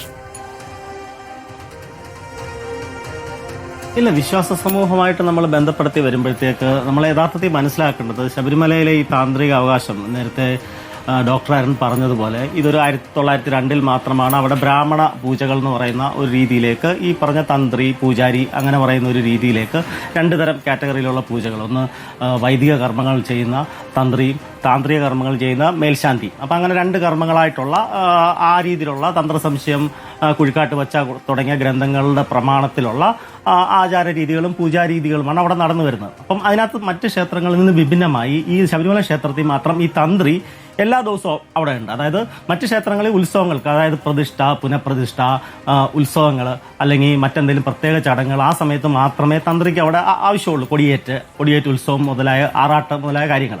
അപ്പോൾ ശബരിമലയിൽ പക്ഷേ ഒരു പ്രത്യേക ഇത് വെച്ചിട്ട് അവിടെ മാത്രമേ ഉള്ളൂ, ഈ ലോകത്ത് ശബരിമല ക്ഷേത്രത്തിൽ മാത്രമേ ഉള്ളൂ മൊത്തം തന്ത്രി ഫുൾ ടൈം ഉള്ള ഒരു സംഭവം. അവിടെ മൊത്തം തന്ത്രി വേണം. അപ്പം അത് വളരെ അടുത്ത കാലത്താണ്. അതായത് ശബരിമലയെ കുറിച്ച് നമുക്ക് അറിയുമ്പോൾ ആദ്യ കാലത്തൊക്കെ ഈ 1902 കാലഘട്ടത്തിലൊക്കെ എന്ന് പറഞ്ഞാൽ 10-13 ദിവസം മാത്രമേ അവിടെ ശബരിമല നട തുറക്കത്തുള്ളൂ. അപ്പോൾ ഈ മകരവിളക്ക് ഉത്സവമായിട്ട് ബന്ധപ്പെട്ടിട്ട് പിന്നെയാണത് ഈ 41 ദിവസത്തേക്ക് വന്നതും പിന്നെയാണത് ഈ പറഞ്ഞ മാസപൂജകളിലേക്കൊക്കെ വന്നതും ഇത്രയും ഒരു പ്രസിദ്ധിയും ഇത്രയും ഒരു ഇത് വന്നത്. ആദ്യമൊക്കെ അങ്ങോട്ട് തന്ത്രി എല്ലാ ദിവസവും അവിടെ എത്തത്തില്ലായിരുന്നു. ഈ 12 ദിവസത്തെ പൂജകൾക്ക് പോലും കാര്യം കടക്കെന്ന് മണമെന്ന് പറഞ്ഞിട്ട് ചെങ്ങന്നൂരെ ഒരു മേൽശാന്തിയായിരുന്നു അവിടെ 10-40 കൊല്ലമായിട്ടും തുടർച്ചയായിട്ട് മേൽശാന്തി ഇരുന്നതും പിന്നെ ഒരു 17 കൊല്ലം അദ്ദേഹത്തിന്റെ മകനാണ് അവിടെ മേൽശാന്തിയായിട്ടിരുന്നത്. അവരാണ് ആ പൂജാ കാര്യങ്ങൾ ചെയ്തുകൊണ്ടിരുന്നത്. ഇപ്പം അവരല്ല. ഇപ്പം ഓരോ വർഷം നമ്മൾ മേൽശാന്തിയെ ഇങ്ങനെ തെരഞ്ഞെടുക്കുന്ന രീതിയിലാണ് വന്നിരിക്കുന്നത്. മേൽശാന്തിയാണ് മെയിനായിട്ട് പൂജ നടത്തുന്നത്. അപ്പം ഇങ്ങനെയാണ് അതിനകത്തെ കാര്യങ്ങൾ. അപ്പം നമ്മൾ ഈ തന്ത്രപരമായിട്ടുള്ള ഇതെന്ന് വെച്ച് കഴിഞ്ഞാൽ എല്ലാ വിശ്വാസികൾക്കും ഈ പറഞ്ഞ ആ ക്ഷേത്രങ്ങളെ സംബന്ധിച്ച് തന്ത്രിയാണ് ദേവൻ മൈനർ ആയതുകൊണ്ട് ദേവന്റെ പിതൃസ്ഥാനി എന്നുള്ള രീതിയിൽ അദ്ദേഹമാണ് ഈ അനുജ്ഞയുടെ ഇതൊക്കെ പറയുന്നത്. ഈ അനുജ്ഞ എന്ന് പറയുന്ന ഒരു കേസിനകത്താണ് ഇപ്പോൾ കൂടുതൽ കൺഫ്യൂഷൻ വന്ന് കിടക്കുന്നത്. അപ്പം ഈ അനുജ്ഞ യഥാർത്ഥത്തിൽ ഈ ലെറ്ററായിട്ട് എഴുതി കൊടുക്കുന്ന ഒരു സംഭവം തന്നെയല്ല. ഈ ഫുൾ ടൈം ഇല്ലാത്തൊരു ക്ഷേത്രത്തിൽ, അതായത് ഫുൾ ടൈം തന്ത്രി ഇല്ലാത്തൊരു ക്ഷേത്രത്തിൽ ഇപ്പോൾ അവിടെ ഒരു നിർമ്മാണ പ്രവർത്തനം ഉണ്ട്, തന്ത്രി ഒരു ലെറ്റർ എഴുതി കൊടുക്കുന്നു, അതായത് ഇത് ചെയ്തോ എന്ന് പറഞ്ഞിട്ട് പോകുന്നു. പിന്നെ അവിടെ ഒരു അനുജ്ഞ കലശം എന്ന് പറഞ്ഞ ഒരു പൂജയാണ്. ആ പൂജ നടത്തി അദ്ദേഹം ദേവനോട് അനുവാദം, അതായത് ഇത് ഞങ്ങൾ ഇതിനെ പണി ചെയ്യാൻ പോകുന്നു, എന്നിട്ടൊരു പ്രതിജ്ഞയും ചൊല്ലോട് പ്രതിജ്ഞയുണ്ട്. അതായത് പണിക്കാരനും ഈ പറഞ്ഞ ദേവസ്വം ബോർഡ് ഉദ്യോഗസ്ഥരോ അല്ലെ ആ ക്ഷേത്രത്തിന്റെ ഉയർന്ന ഉദ്യോഗസ്ഥരോട് വന്നിട്ട് ദൈവമേ ഞങ്ങൾ ഇത് ഇന്ന പണി ചെയ്യാൻ പോകുന്നു, ഈ പണി ഇത്ര നാളുകൾക്കുള്ളിൽ ഞങ്ങൾ പൂർത്തീകരിച്ചു തരാം, അതിനൊരു അനുമതി വേണം. അതൊരു പബ്ലിക് ഫംഗ്ഷനാണ്. അങ്ങനെ ഒരു ഫംഗ്ഷൻ ഞാനിപ്പോൾ ശബരിമല ഒരുപാട് ഇപ്പം നവഗ്രഹ ക്ഷേത്രമൊക്കെ ചെയ്തതിനകത്തൊക്കെ നമ്മൾ അങ്ങനെയാണ് ഈ പണി ഇത്ര ദിവസത്തിനുള്ളിൽ തീർത്തോളാം എന്ന് പറഞ്ഞ് നമ്മൾ ദേവന്റെ മുമ്പിൽ ഒരു പ്രതിജ്ഞ ചെയ്തുകൊണ്ടാണ് പണി തുടങ്ങുന്നത്. എന്നിട്ട് ഈ പണി തുടങ്ങാനായിട്ടുള്ള ആദ്യത്തെ ഉളികർമ്മം, അതായത് ആദ്യത്തെ ഈ പാളി ഇളക്കലോ അല്ലെങ്കിൽ ആദ്യത്തെ എന്തെങ്കിലും ഒരു കാര്യങ്ങളോ ചെയ്യോ തന്ത്രിയുടെ സാന്നിധ്യത്തിലാണ്. ഇവിടെ എന്ന് പറഞ്ഞാൽ ടെക്നിക്കലി ആ റിട്ടേൺ ആയിട്ടുള്ള ഡോക്യുമെന്റ് ഇല്ലാന്നേ ഉള്ളൂ. പക്ഷെ അദ്ദേഹത്തിന്റെ കണ്ണും അദ്ദേഹത്തിന്റെ ശരീരവും അദ്ദേഹത്തിന്റെ സാന്നിധ്യത്തിൽ തന്നെയാണ് ഈ പറഞ്ഞ എല്ലാ പാളികളാണേലും കട്ടളയാണേലും കഥകാണേലും അവിടെ ഇളക്കിയിട്ടുണ്ട്. അപ്പൊ അനുജ്ഞ അവിടെ പൂർണ്ണമായിട്ട് അദ്ദേഹം നിൽക്കുകയാണ്. അപ്പൊ അതിനകത്ത് എനിക്ക് ഒരു ഉദാഹരണം പറയാനുള്ളത്, ഇപ്പൊ ശബരിമലയിൽ ഈ തിരക്ക് കുറയ്ക്കാനായിട്ട് 2024 എന്റെ നേതൃത്വത്തിലാണ് അവിടെ നമ്മൾ പോലീസിന് ഇരിക്കാനായിട്ട് 18-ാം പടിയുടെ ഇരുവശത്തും 2 ഫിറ്റിംഗ്സ് പോലത്തെ അങ്ങനെ പോലീസുകാരെ നമ്മൾ പടിയിൽ നിന്ന് മാറ്റി മേളിലോട്ട് കയറുന്ന ഒരു പ്രോജക്റ്റ് വന്നു. അപ്പം അദ്ദേഹം അദ്ദേഹം ഞാൻ ഉൾപ്പെടെ ഞാനും ദേവസ്വം ബോർഡ് പ്രസിഡന്റ് പ്രശാന്തോട് ചെന്ന് അദ്ദേഹത്തെ കണ്ട് ഇതുപോലെ ഇങ്ങനെ ഒരു പ്രപ്പോസൽ ഉണ്ട്, ഈ പ്രപ്പോസൽ ചെയ്യണം, ഓക്കെ മഹേഷ് ചെയ്തോളൂ. അപ്പോൾ അതിനകത്ത് കുറെ അദ്ദേഹത്തിന്റെ നിർദ്ദേശം, അതായത് 18-ാം പടി തൊടാൻ പാടില്ല, 18-ാം പടി സ്പർശിക്കാതെ അത് ഫിറ്റ് ചെയ്യണം, അങ്ങനെ പറഞ്ഞ ആ പ്രോജക്റ്റ് ഞാനൊരു ലാപ്ടോപ്പിൽ അത് കാണിച്ചു. അദ്ദേഹത്തിന് വളരെ സന്തോഷമായി. അത് ഈ കഴിഞ്ഞ വർഷം ഉത്സവത്തിന് നമ്മുടെ വൃശ്ചികത്തിന് മുമ്പ് തന്നെ ആ സംഭവം ഇംപ്ലിമെന്റ് ചെയ്ത് വളരെ സക്സസ്ഫുൾ ആയിരുന്നു ആ സാധനം. അത് കാരണമാണ് ഇപ്പോൾ നമുക്ക് 1 ലക്ഷം പേരെയൊക്കെ ഒരു ദിവസം കയറ്റാനായിട്ട് പറ്റുന്നത്. ആ ഒരു സംവിധാനം ഉണ്ടാക്കിയുണ്ട്. അത് അദ്ദേഹത്തിന് അനുജ്ഞയോടെ തന്നെയാണ്. പക്ഷെ അതൊരു റിട്ടേൺ അനുജ്ഞയല്ല, ഇങ്ങനെ ചെയ്തോളൂ എന്ന് പറഞ്ഞൊരു എഴുതി തരുന്ന ഒരു അനുജ്ഞയല്ല. അത് അദ്ദേഹം നേരിട്ട പണികൾ ഇത് ചെയ്യുകയും പിന്നെ ആ ഒരു കാര്യം അങ്ങനെയാണ് അവിടുത്തെ പല കാര്യങ്ങളും നടക്കുന്നത്. അപ്പൊ എല്ലാത്തിനകത്തും ഈ റിട്ടേൺ അനുജ്ഞ വേണമെന്നുള്ളത് ഒരു ഇതല്ല. അദ്ദേഹം അവിടെ ഉണ്ട്, അദ്ദേഹം ഫുൾ ടൈം കണ്ണും കാതും കൊണ്ട് അവിടെ ഉണ്ട്. അപ്പോൾ അങ്ങനെയുള്ള ഒരു സ്ഥലത്ത് പിന്നെ പ്രത്യേകിച്ചൊരു സാന്നിധ്യവും നോട്ടവും ഉള്ളപ്പോഴത്തേക്ക് പ്രത്യേകിച്ചൊരു അനുജ്ഞ എഴുതുന്ന ഒരു കേസിൽ അത് പിന്നെ റെക്കോർഡിക്കലി, അതായത് ഇതിനൊരു റെക്കോർഡിന്റെ ആവശ്യം വരുമ്പോൾ മാത്രമേ അങ്ങനത്തെ ഒരു കേസ് വരുന്നുള്ളൂ. അപ്പം ഇത് അതിന്റെ ഒരു വിഷയമല്ല ഇവിടെ നടന്നിരിക്കുന്നത്. പിന്നെ ഉണ്ണികൃഷ്ണൻ പോറ്റി സംബന്ധിച്ച് ഈ കാലാകാലങ്ങളായിട്ട് കുറേ കൊള്ളകളാണ്. അപ്പോൾ അത് അദ്ദേഹത്തിന് ബോധ്യമില്ലാതിരിക്കുക എന്ന് പറഞ്ഞു കഴിഞ്ഞാൽ അത് തീർത്തും എന്താ പറയുക, ഉത്തരവാദിത്തത്തിൽ നിന്ന് ഒഴിഞ്ഞു മാറുക എന്നായിട്ട് എനിക്ക് തോന്നത്തുള്ളൂ. മാത്രമല്ല, ഈ പറഞ്ഞ സോണിയാഗാന്ധിയൊക്കെ കാണാനായിട്ടൊക്കെ പോവുകയും അങ്ങനെ വലിയൊരു എന്താ പറയുക, അത്രയും ഒരു ഇതിനകത്ത് ഉണ്ണികൃഷ്ണൻ പോറ്റി അദ്ദേഹത്തിന്റെ കീഴ്ശാന്തിയോ അല്ലെ പരികർമ്മിയായ ആൾ അവിടെ ചെല്ലുമ്പോഴത്തേക്ക് ഉറപ്പായിട്ടും അദ്ദേഹം അത് അറിയണമല്ലോ, അത്രത്തെ വലിയൊരു വിശേഷമാണല്ലോ അത്. അപ്പം അതറിഞ്ഞിട്ട് പോലും അത് ചോദ്യം ചെയ്യാതിരിക്കുക, എന്തുകൊണ്ടാണ് അങ്ങനെ സംഭവിച്ചത്, ഞാനല്ലേ യഥാർത്ഥത്തിൽ പോകണ്ടേ, അല്ലെ എൻ്റെ അടുത്ത തന്ത്രി കുടുംബത്തിൽ നിന്നുള്ള ആൾക്കാരല്ലേ പോകണ്ടേ, ഞാൻ എന്തുകൊണ്ട് എന്നെ കൊണ്ടുപോയില്ല എന്നുള്ളൊരു ചോദ്യമൊക്കെ അവിടെ വരേണ്ടതാണ്. അപ്പോൾ അതൊന്നും കണ്ടില്ല കേട്ടില്ല എന്നൊക്കെ പറയാമെന്ന് പറയുന്നതിനകത്ത് ചെറിയ എന്തൊക്കെയോ അസ്വാഭാവികതയുണ്ട്. അപ്പോൾ അദ്ദേഹത്തിന് ഇതെല്ലാം അറിയാം. ഉണ്ണികൃഷ്ണൻ പോറ്റി വേറൊരു രീതിയിൽ, വേറൊരു ഡിമെൻഷനിൽ ഈ പറഞ്ഞ ശബരിമല തന്ത്രത്തെ മറ്റ് ഭാഷകൾ സംസാരിക്കുന്ന ആൾക്കാരിലേക്ക് എത്തിക്കുന്നുണ്ട്. അവരൊക്കെ വിചാരിച്ചിരിക്കുന്ന ഉണ്ണികൃഷ്ണൻ പോറ്റിയാണ് മഹാതന്ത്രി എന്നാണ്. അപ്പോൾ ആ ഒരു വിശ്വാസം പുള്ളിയുടെ പേരാണ്, അല്ലെ പുള്ളിയുടെ സത്വമാണ് ശബരിമല തന്ത്രി എന്ന് പറഞ്ഞാൽ ഈ കണ്ടൊരു പ്രഭാകർ മുതൽ തുടങ്ങിയിരിക്കുന്ന കണ്ടൊരു ശങ്കരും ഒക്കെ ചെയ്തിരിക്കുന്ന അദ്ദേഹത്തിന്റെ പിതാമഹന്മാർ ഈ രണ്ട് വിഗ്രഹങ്ങളും ചെയ്തത് എൻ്റെ ഗ്രാൻഡ് ഫാദേഴ്സാണ്. അയ്യപ്പ പണിക്കറും നീലകണ്ഠ പണിക്കറും കല്ലം മാടനും ഒക്കെയാണ് ആദ്യത്തെ ശിവലയ വിഗ്രഹവും ഇപ്പോൾ ഇരിക്കുന്ന പഞ്ചലോഹ വിഗ്രഹം ചെയ്തിരിക്കുന്നത്. അപ്പം അങ്ങനെയുള്ള കാര്യത്തിലൊക്കെ അദ്ദേഹം ആ ഒരു സത്വബോധം, ആ ഒരു എന്താ പറയുക, പാരമ്പര്യത്തിന്റെ ആ ബോധ്യം അദ്ദേഹം ഇടയ്ക്ക് വെള്ളം ചേർത്തിട്ടുണ്ട് തീർച്ചയായിട്ടും. അല്ലെങ്കിൽ അദ്ദേഹം ഇപ്പൊ ഈ ജയിലിനകത്തേക്ക് പോയില്ല, അത് ഉറപ്പാണ്. കാര്യം അയ്യപ്പന്റെ നക്ഷത്രമായിട്ടുള്ള ഉത്തരനാളിൽ തന്നെ ഇന്നലെ ഒരു ദിവസം അദ്ദേഹം കാരാഗ്രഹത്തിൽ കിടന്നിട്ടുണ്ടെങ്കിൽ അതിനകത്ത് എന്തേലും അദ്ദേഹത്തിന്റെ പക്കലിൽ നിന്ന് ഒരു പാളിച്ച ഉണ്ടായിരിക്കാം. ഓരോ അറസ്റ്റ് ഉണ്ടാകുമ്പോഴും അതൊരു പ്രത്യേക ദിവസമായിരിക്കും. അത് അയ്യപ്പന്റെ വിശ്വാസവുമായി ബന്ധപ്പെട്ട ഒരു പ്രത്യേക ദിവസമായിരിക്കും. മഹേഷ് പണിക്കരാണ് ഇത് ആദ്യമായി ഇതൊരു പക്ഷേ ഇതിവിടെ നിൽക്കില്ല. ആ ദൈവതുല്യനായ മറ്റൊരാളുണ്ട്. നമ്മുടെ ചർച്ചയിലാണ് മഹേഷ് പണിക്കർ എന്ന് പറയുന്നതും പിന്നീട് നമ്മൾ ഈ വാജുവാഹനത്തെക്കുറിച്ചുള്ള ചർച്ച ഇവിടെ ഉണ്ടാവുന്നതും. നമുക്കിപ്പം ഇപ്പോൾ BJP മുൻ സംസ്ഥാന അധ്യക്ഷൻ കെ സുരേന്ദ്രൻ ചേരുന്നുണ്ട് തത്സമയം. നമസ്കാരം ശ്രീ കെ സുരേന്ദ്രൻ. ഇപ്പോൾ ഹൈക്കോടതിയുടെ മേൽനോട്ടത്തിലുള്ള ഒരു അന്വേഷണമാണ് നടക്കുന്നത്. ആ അന്വേഷണത്തിൽ ഹൈക്കോടതി പൂർണ്ണ തൃപ്തി പ്രകടിപ്പിച്ചിട്ടുണ്ട്. അതിന് തൊട്ടു പിന്നാലെയാണ് ഇപ്പോൾ തന്ത്രിയുടെ അറസ്റ്റ്. അതിനിടയിൽ BJP വിഷയത്തിലൊരു പക്ഷം ചേർന്നിരിക്കുകയാണ്. ഇന്നിപ്പോൾ രാജീവ് ചന്ദ്രശേഖർ പറഞ്ഞത് SIT-യിൽ വിശ്വാസമില്ല, മന്ത്രിയെ ചോദ്യം ചെയ്ത ശേഷം വെറുതെ വിടുകയല്ല വേണ്ടത്, കൊള്ളയ്ക്ക് പിന്നിൽ ആരുടെ ഗൂഢാലോചന എന്നതാണ് ചോദ്യം. തന്ത്രിയുടെ അറസ്റ്റ് നിയമപ്രകാരം നടക്കട്ടെ എന്ന് പറയുമ്പോഴും തന്ത്രിക്കൊരു പിന്തുണ പ്രഖ്യാപിക്കുന്നുണ്ട്. ദേവസ്വം ബോർഡിന്റെ അംഗങ്ങൾക്കില്ലാത്ത പിന്തുണ BJP എന്തുകൊണ്ടാണ് തന്ത്രിക്ക് നൽകുന്നത് ഈ വിഷയത്തിൽ? അല്ല, തന്ത്രിക്ക് പിന്തുണ, ഒന്നാമത്തെ കാര്യം, ഇതിനകത്ത് ഒരു കൺഫ്യൂഷനും ഇല്ല. ഞങ്ങളുടെ പോയിന്റ് ആദ്യം മുതലേ തന്നെ ഈ കേസിലെ പ്രധാന പ്രതിയായിട്ടുള്ള ഉണ്ണികൃഷ്ണൻ പോറ്റി മൊഴി നൽകിയ സുപ്രധാന രാഷ്ട്രീയ കേന്ദ്രങ്ങളിലേക്ക് പോലീസ് പോകുന്നില്ല എന്നുള്ളതാണ്. ഉദാഹരണത്തിന് ഈ തന്ത്രി ഇപ്പോൾ അവിടുത്തെ ദേവസ്വം ട്രഷേഴ്സിൻ്റെ എല്ലാം കസ്റ്റോഡിയനല്ല. അവിടുത്തെ വിലപിടിപ്പുള്ള രത്നങ്ങളും വൈരങ്ങളും അതുപോലെ സ്വർണവും അതുപോലുള്ള കാര്യങ്ങളുടെ കസ്റ്റോഡിയനല്ല തന്ത്രി. അവിടുത്തെ ആചാരങ്ങളും അനുഷ്ഠാനങ്ങളും മറ്റു കാര്യങ്ങളിലും മാത്രമാണ് കസ്റ്റോഡിയനായിട്ടുള്ളത്. തന്ത്രിയെ അറസ്റ്റ് ചെയ്ത് റിമാൻഡ് റിപ്പോർട്ട് കൊടുത്തതിൽ ഇപ്പോൾ 120B തന്ത്രിക്കെതിരെ എടുത്തിരിക്കുന്നു. 120B എടുക്കുമ്പോൾ വാട്ട് ഈസ് ദ മോട്ടീവ് എന്നുള്ളൊരു പ്രധാനപ്പെട്ട പ്രശ്നമുണ്ട്. അദ്ദേഹത്തിന് പേഴ്സണലി സാമ്പത്തികമായി എന്തെങ്കിലും ബെനിഫിറ്റ് കിട്ടിയെന്ന് റിമാൻഡ് റിപ്പോർട്ടിൽ അവർ പറയുന്നേ ഇല്ല. മറ്റൊന്ന്, ആചാരങ്ങൾ ലംഘിച്ചോ അല്ലെങ്കിൽ ആ തരത്തിലുള്ള കാര്യങ്ങളാണ് പറയുന്നിരിക്കുന്നത്. അത് പിന്നെ ഇദ്ദേഹം അറിഞ്ഞിട്ടും മിണ്ടിയില്ല എന്നൊക്കെ പറഞ്ഞാൽ ദേവസ്വം ബോർഡ് അറിഞ്ഞുകൊണ്ട് തന്നെയാണല്ലോ ഈ സ്വർണ്ണപ്പാളിയെല്ലാം കൊണ്ടുപോയിരിക്കുന്നത്. ദേവസ്വം ബോർഡിൻ്റെ തീരുമാനമാണ് അവിടെ നടപ്പായത്. ഒരുപക്ഷെ വേണമെങ്കിൽ തന്ത്രി അതിനെ എതിർത്തില്ല എന്ന് നിങ്ങൾക്ക് വാദത്തിന് വേണ്ടി സമ്മതിക്കാം. പക്ഷെ അപ്പോഴും പ്രധാനപ്പെട്ട ചോദ്യം എന്തുകൊണ്ട് കടകംപള്ളിയിലേക്കും പ്രശാന്തിലേക്കും ഇത് പോയില്ല എന്നുള്ളതാണ്. കടകംപള്ളി സുരേന്ദ്രനെ കുറിച്ചുള്ള മൊഴി ആദ്യ ദിവസം മുതലേ നമ്മൾ കേൾക്കുന്നതാണ്. SIT-ക്ക് കിട്ടിയതാണ്. നിങ്ങളുൾപ്പെടെ എല്ലാ മാധ്യമങ്ങളും കടകംപള്ളിയെ വരിഞ്ഞു മുറുക്കിയതാണ്. പക്ഷേ അവിടേക്ക് അന്വേഷണം പോകുന്നില്ല. അദ്ദേഹത്തെ ചോദ്യം ചെയ്തു വിട്ടയച്ചു. പ്രശാന്തിൻ്റെ കാര്യത്തിലാണെങ്കിൽ ബഹുമാനപ്പെട്ട ഹൈക്കോടതി തന്നെ വ്യക്തമായിട്ട് ചോദിച്ചിട്ടുണ്ടായിരുന്നു, പ്രശാന്തിനെ എന്തുകൊണ്ട് അറസ്റ്റ് ചെയ്യുന്നില്ല. പ്രശാന്ത് ആദ്യം നടന്ന ക്രൈം എല്ലാം മനസ്സിലാക്കിയിട്ട്, അതായത് നേരത്തെ 2017 മുതൽ നടന്ന എല്ലാ കുറ്റങ്ങളും ദേവസ്വം വിജിലൻസിനും സർക്കാരിനും അറിയുന്ന കുറ്റങ്ങൾ തന്നെയാണ്. ആ കുറ്റങ്ങളെല്ലാം അറിയുന്ന ഒരാൾ റിപ്പീറ്റ് ചെയ്തിരിക്കുകയാണ് ആ ക്രൈം. അതായത് അദ്ദേഹത്തിന് തന്നെ വീണ്ടും സ്വർണ്ണപ്പാളികൾ കൊടുത്തയക്കുകയാണ്. അപ്പോൾ പ്രശാന്തിനെ അറസ്റ്റ് ചെയ്യാൻ തയ്യാറാവുന്നില്ല. മറ്റൊരു പ്രധാനപ്പെട്ട കാര്യം, സോണിയാഗാന്ധിയെ എന്തിന് ഉണ്ണികൃഷ്ണൻ പോറ്റിയും സ്വർണ്ണക്കള്ളക്കടത്തുകാരനും കണ്ടു എന്നുള്ളതാണ്. അത് ഉണ്ണികൃഷ്ണൻ പോറ്റി മാത്രം കണ്ടതാണെങ്കിൽ വേണമെങ്കിൽ ഒരു പ്രസാദം കൊടുത്തതായിട്ട് അതിനെ ന്യായീകരിക്കാവുന്നതേ ഉള്ളൂ. പക്ഷേ സ്വർണ്ണം വാങ്ങിയ ആളും ചെന്നിരിക്കുന്നു. രമേശ് ചെന്നിത്തല തന്നെ പറയുന്നത് ഇതൊരു നാച്ചുറൽ ഗോൾഡിൻ്റെ വിലയുമായി ബന്ധപ്പെട്ടൊരു അഴിമതിയല്ല. ഈ ഒരു ഗോൾഡ് വിറ്റിട്ട് എത്ര പൈസ ഉണ്ടാക്കി എന്ന് പറയുന്നതിൽ അർത്ഥമില്ല, നീതീകരണമില്ല. ഇതിൻ്റെ ആൻറ്റിക് വാല്യൂ ആണ്, ഇതിൻ്റെ പുരാവസ്തു മൂല്യമാണ് ഈ വിഗ്രഹങ്ങളെല്ലാം കൊണ്ടുപോകുന്നതിനും. അത് ഇൻ്റർനാഷണൽ മാർക്കറ്റിലാണ് വിറ്റത് എന്നും രമേശ് ചെന്നിത്തല തന്നെയാണ് ഒരു വ്യവസായി പറഞ്ഞത്. പക്ഷേ പിന്നീട് കോൺഗ്രസ് അതിൽ നിന്നും മലക്കം മറിഞ്ഞു. അടൂർ പ്രകാശും അതുപോലെ നമ്മുടെ ആൻഡോ ആന്റണിയും മാധ്യസ്ഥതയിലാണ് അവർ കണ്ടത്. അതിനുള്ള കാരണം മാർക്കറ്റ് തേടി പോയതാണെന്നുള്ള സംശയം ബലപ്പെട്ടതാണ്. SIT എന്തുകൊണ്ട് ആ വഴിക്ക് പോകുന്നില്ല? സോണിയാഗാന്ധിയുടെ സഹോദരിക്ക് ഇറ്റലിയിൽ 2 ഇത്തരത്തിലുള്ള സ്ഥാപനങ്ങൾ പ്രവർത്തിക്കുന്നുണ്ട്. ഇന്റർനാഷണലി അറിയപ്പെടുന്ന സ്ഥാപനങ്ങളാണ്. ഇന്ത്യയിൽ നിന്ന് തന്നെ ധാരാളം വിഗ്രഹങ്ങളും പുരാവസ്തുക്കളും ഇതിനു മുമ്പും അവരുടെ അടുത്ത് പോയതായിട്ട് CBI തന്നെ കണ്ടെത്തിയിട്ടുണ്ട്. വാഡ്ര കേസിൽ CBI ഡൽഹി ഹൈക്കോടതിയിൽ സമർപ്പിച്ചിരിക്കുന്ന ഒരു അഫിഡവിറ്റിൽ അവർക്കെതിരെ കേസില്ല ഈ സ്ഥാപനത്തിനെതിരെ, പക്ഷേ ഈ സ്ഥാപനത്തെക്കുറിച്ച് പരാമർശിക്കുന്നുണ്ട്. SIT എന്തുകൊണ്ട് ആ വഴിക്ക് പോകുന്നില്ല? അപ്പോൾ ഇതെല്ലാം സംശയങ്ങൾ ഉളവാക്കുന്നുണ്ട്. ഇതൊരു ട്വിസ്റ്റ് ചെയ്യാനുള്ള ഒരു നീക്കമാണോ എന്നുള്ള സംശയം മാത്രമാണ് ഞങ്ങൾ ചോദിച്ചത്. കാരണം ഒറ്റ സംശയം, ഇതൊക്കെ ശരിയാണ്. ഈ പറഞ്ഞ ആളുകൾക്കെതിരെയൊക്കെ അന്വേഷണം പോകേണ്ടതാണ്, അത് അവിടെ ഇരിക്കട്ടെ. അന്വേഷണം ഇപ്പോഴും തുടരുന്നൊരു സ്ഥിതിയാണല്ലോ. പക്ഷേ തന്ത്രിയെ അറസ്റ്റ് ചെയ്തത് തെറ്റാണ് എന്ന ഒരു നിലപാട് BJPക്ക് ഉണ്ടോ? അല്ല, ഞങ്ങൾ അങ്ങനെ പറഞ്ഞിട്ടേ ഇല്ല. ഇന്നിപ്പോൾ രാജീവ് ചന്ദ്രശേഖർജി ആയാലും, ഇന്ന് രാജീവ് ചന്ദ്രശേഖർജി ഞാനുമാണ് സംസാരിച്ചത് ഈ വിഷയത്തിൽ.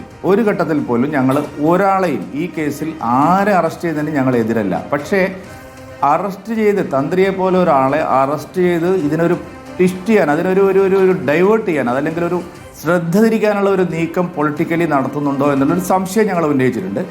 ആ സംശയം ന്യായമാണെന്ന് തന്നെയാണ് ഇപ്പോഴും ഞങ്ങളുടെ അഭിപ്രായം.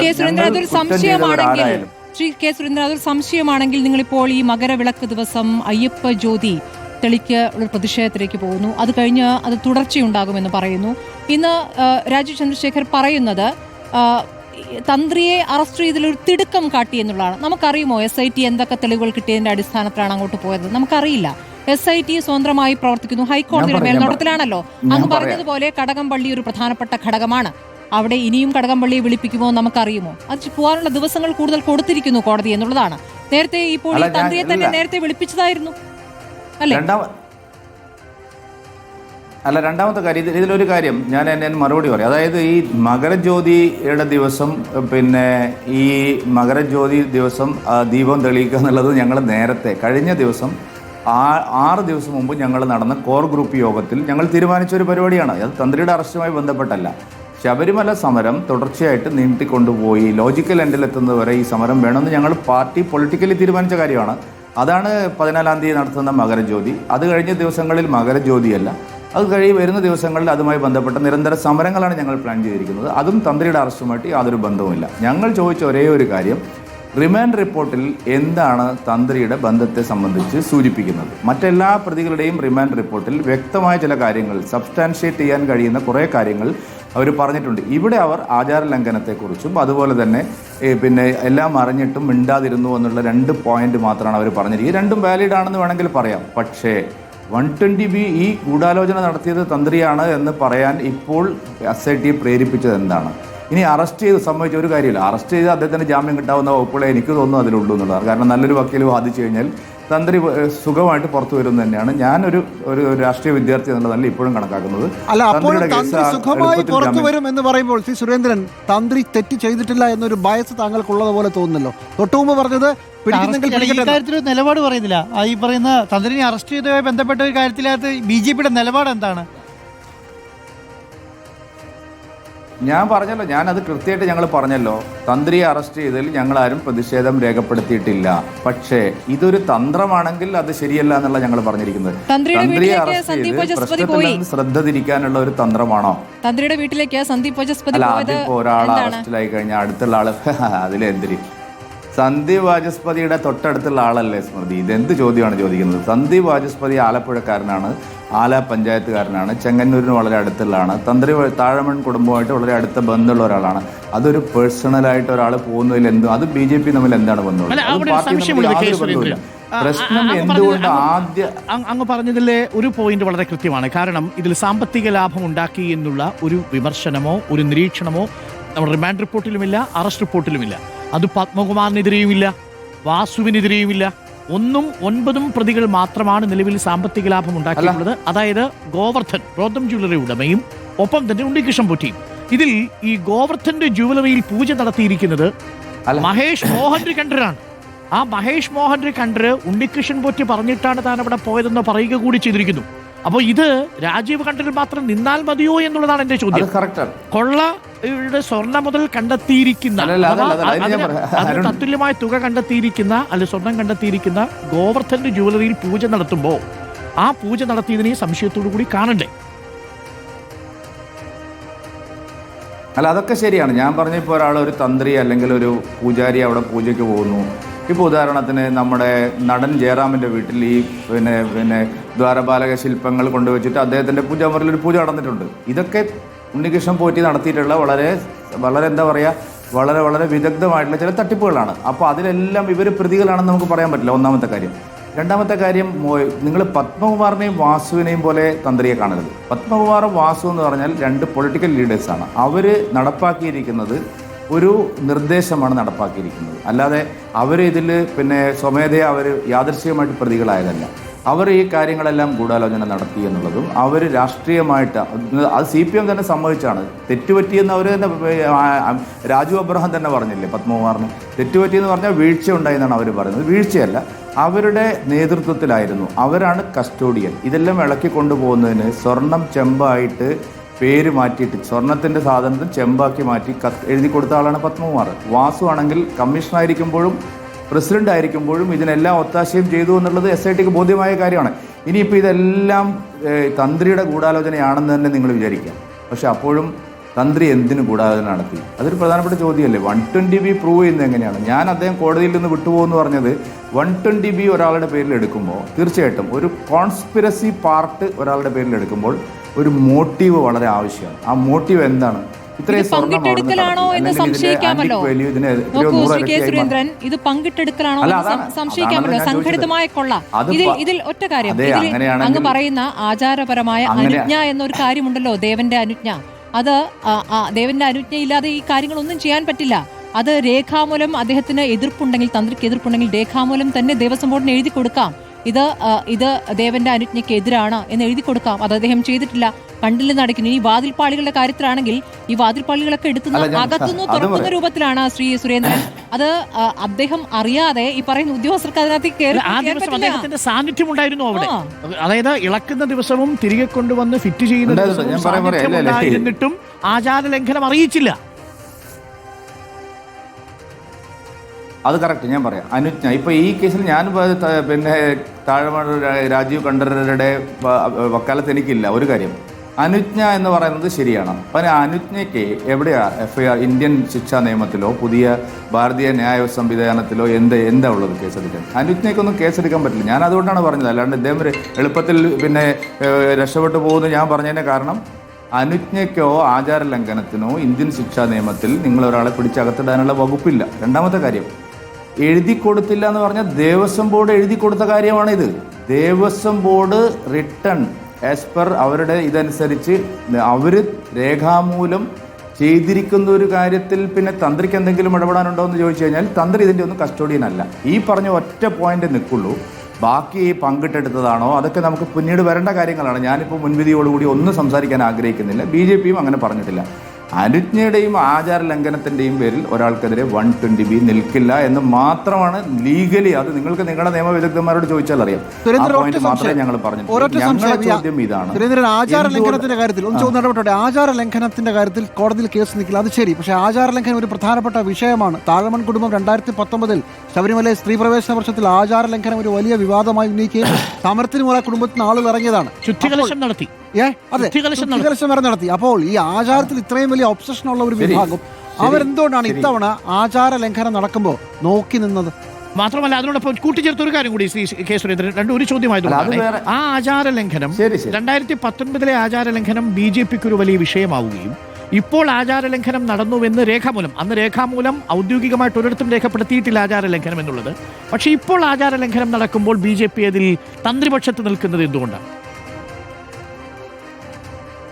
ഇല്ല. ആചാര ലംഘനത്തിൻ്റെ കാര്യത്തിൽ ഞങ്ങൾ അപ്പോഴും നിന്നിട്ടില്ല, ഇപ്പോഴും നില്ല. ഒരു കാര്യം, അന്ന് നടന്നതിൻ്റെ നിങ്ങൾ രേഖാമൂലം എഴുതി കൊടുത്തില്ല എന്നൊക്കെ പറയുന്നത് വെറുതെയാണ്. അന്ന് 2 ആക്ടിവിസ്റ്റുകൾ ശബരിമലയിൽ പോലീസിൻ്റെ സഹായത്തോടുകൂടി കയറിയെന്നും 18ാം പടിയിൽ അവർ ചവിട്ടിയെന്നും അവർ ദർശനം നടത്തിയെന്നും മാലോകരെ അറിയിച്ചത് മറ്റാരുമല്ല, അത് നമ്മുടെ മുഖ്യമന്ത്രി പിണറായി വിജയൻ തന്നെയാണ്. അപ്പോൾ അങ്ങനെയാണെങ്കിൽ ആചാര ലംഘനത്തിന് ആദ്യം കേസെടുക്കേണ്ടത് പിണറായി വിജയനെതിരെയാണ്. ഇവിടെ ഞാൻ BJPയോ തന്ത്രിയോ ഈ കാര്യത്തിൽ ന്യായീകരിച്ചിട്ടില്ല. പക്ഷേ ഒരു കാര്യം, ഈ തിടുക്കം എന്തുകൊണ്ട് കടകംപള്ളിയുടെ കാര്യത്തിൽ കണ്ടില്ല, എന്തുകൊണ്ട് പ്രശാന്തിൻ്റെ കാര്യത്തിൽ കണ്ടില്ല? ബഹുമാനപ്പെട്ട കേരള ഹൈക്കോടതി, ഞാൻ വേണമെങ്കിൽ വായിച്ചു തരാം നിങ്ങൾ കൊടുത്ത വാർത്ത. നിങ്ങൾ തന്നെ കൊടുത്ത വാർത്ത ഞാൻ വായിച്ചു തരാം, ഒറ്റ സെക്കൻഡ്. ബഹുമാനപ്പെട്ട കേരള ഹൈക്കോടതി പ്രശാന്തിൻ്റെ കാര്യത്തിൽ പറഞ്ഞ കാര്യം നിങ്ങൾ പലരും മറച്ചു വെക്കുകയാണ്. ഒറ്റ സെക്കൻഡ് ഞാൻ വായിച്ചു തരാം. അതിലെന്തെങ്കിലും ഒരു തെറ്റുണ്ടെങ്കിൽ നിങ്ങൾ എന്നോട് പറയണം. അതായത് ഈ പറയുന്ന പ്രശാന്തിനെ എന്തുകൊണ്ട് അറസ്റ്റ് ചെയ്യുന്നില്ല എന്നുള്ള കാര്യം വളരെ വ്യക്തതയോടുകൂടി ബഹുമാനപ്പെട്ട കേരള ഹൈക്കോടതി ചോദിച്ചിട്ടുണ്ട്. ഒരു ക്രൈം റിപ്പീറ്റ് ചെയ്യാൻ കൂട്ടുനിന്നു എന്നുള്ള ഗുരുതരമായിട്ടുള്ള കുറ്റം അദ്ദേഹത്തിന്റെ പേരിൽ നിൽക്കുമ്പോഴും അദ്ദേഹം പുറത്തിരിക്കുകയാണ്. സമയത്തായിരുന്നു ശ്രീ സുരേന്ദ്രൻ അവസാനമായപ്പോൾ കോടതി പറഞ്ഞത് SITയുടെ അന്വേഷണം നന്നായി മുന്നോട്ട് പോകുന്നുണ്ട്, ബാഹ്യസമ്മർദ്ദം ഉണ്ടാകരുതെന്ന് കൂടി പറഞ്ഞു. അല്ല ബാഹ്യസമ്മർദ്ദം ഉണ്ടോ? എന്തുകൊണ്ട് ഉന്നതന്മാരിലേക്ക് നിങ്ങൾ പോകുന്നില്ല എന്നുള്ള ചോദ്യം ചോദിച്ചോ ഇല്ലയോ? എന്തുകൊണ്ട് ഈ കേസിൽ ഉന്നതന്മാരിലേക്ക് നിങ്ങൾ പോകുന്നില്ല എന്ന് ബഹുമാനപ്പെട്ട കേരള ഹൈക്കോടതി ചോദിച്ചോ ഇല്ലയോ?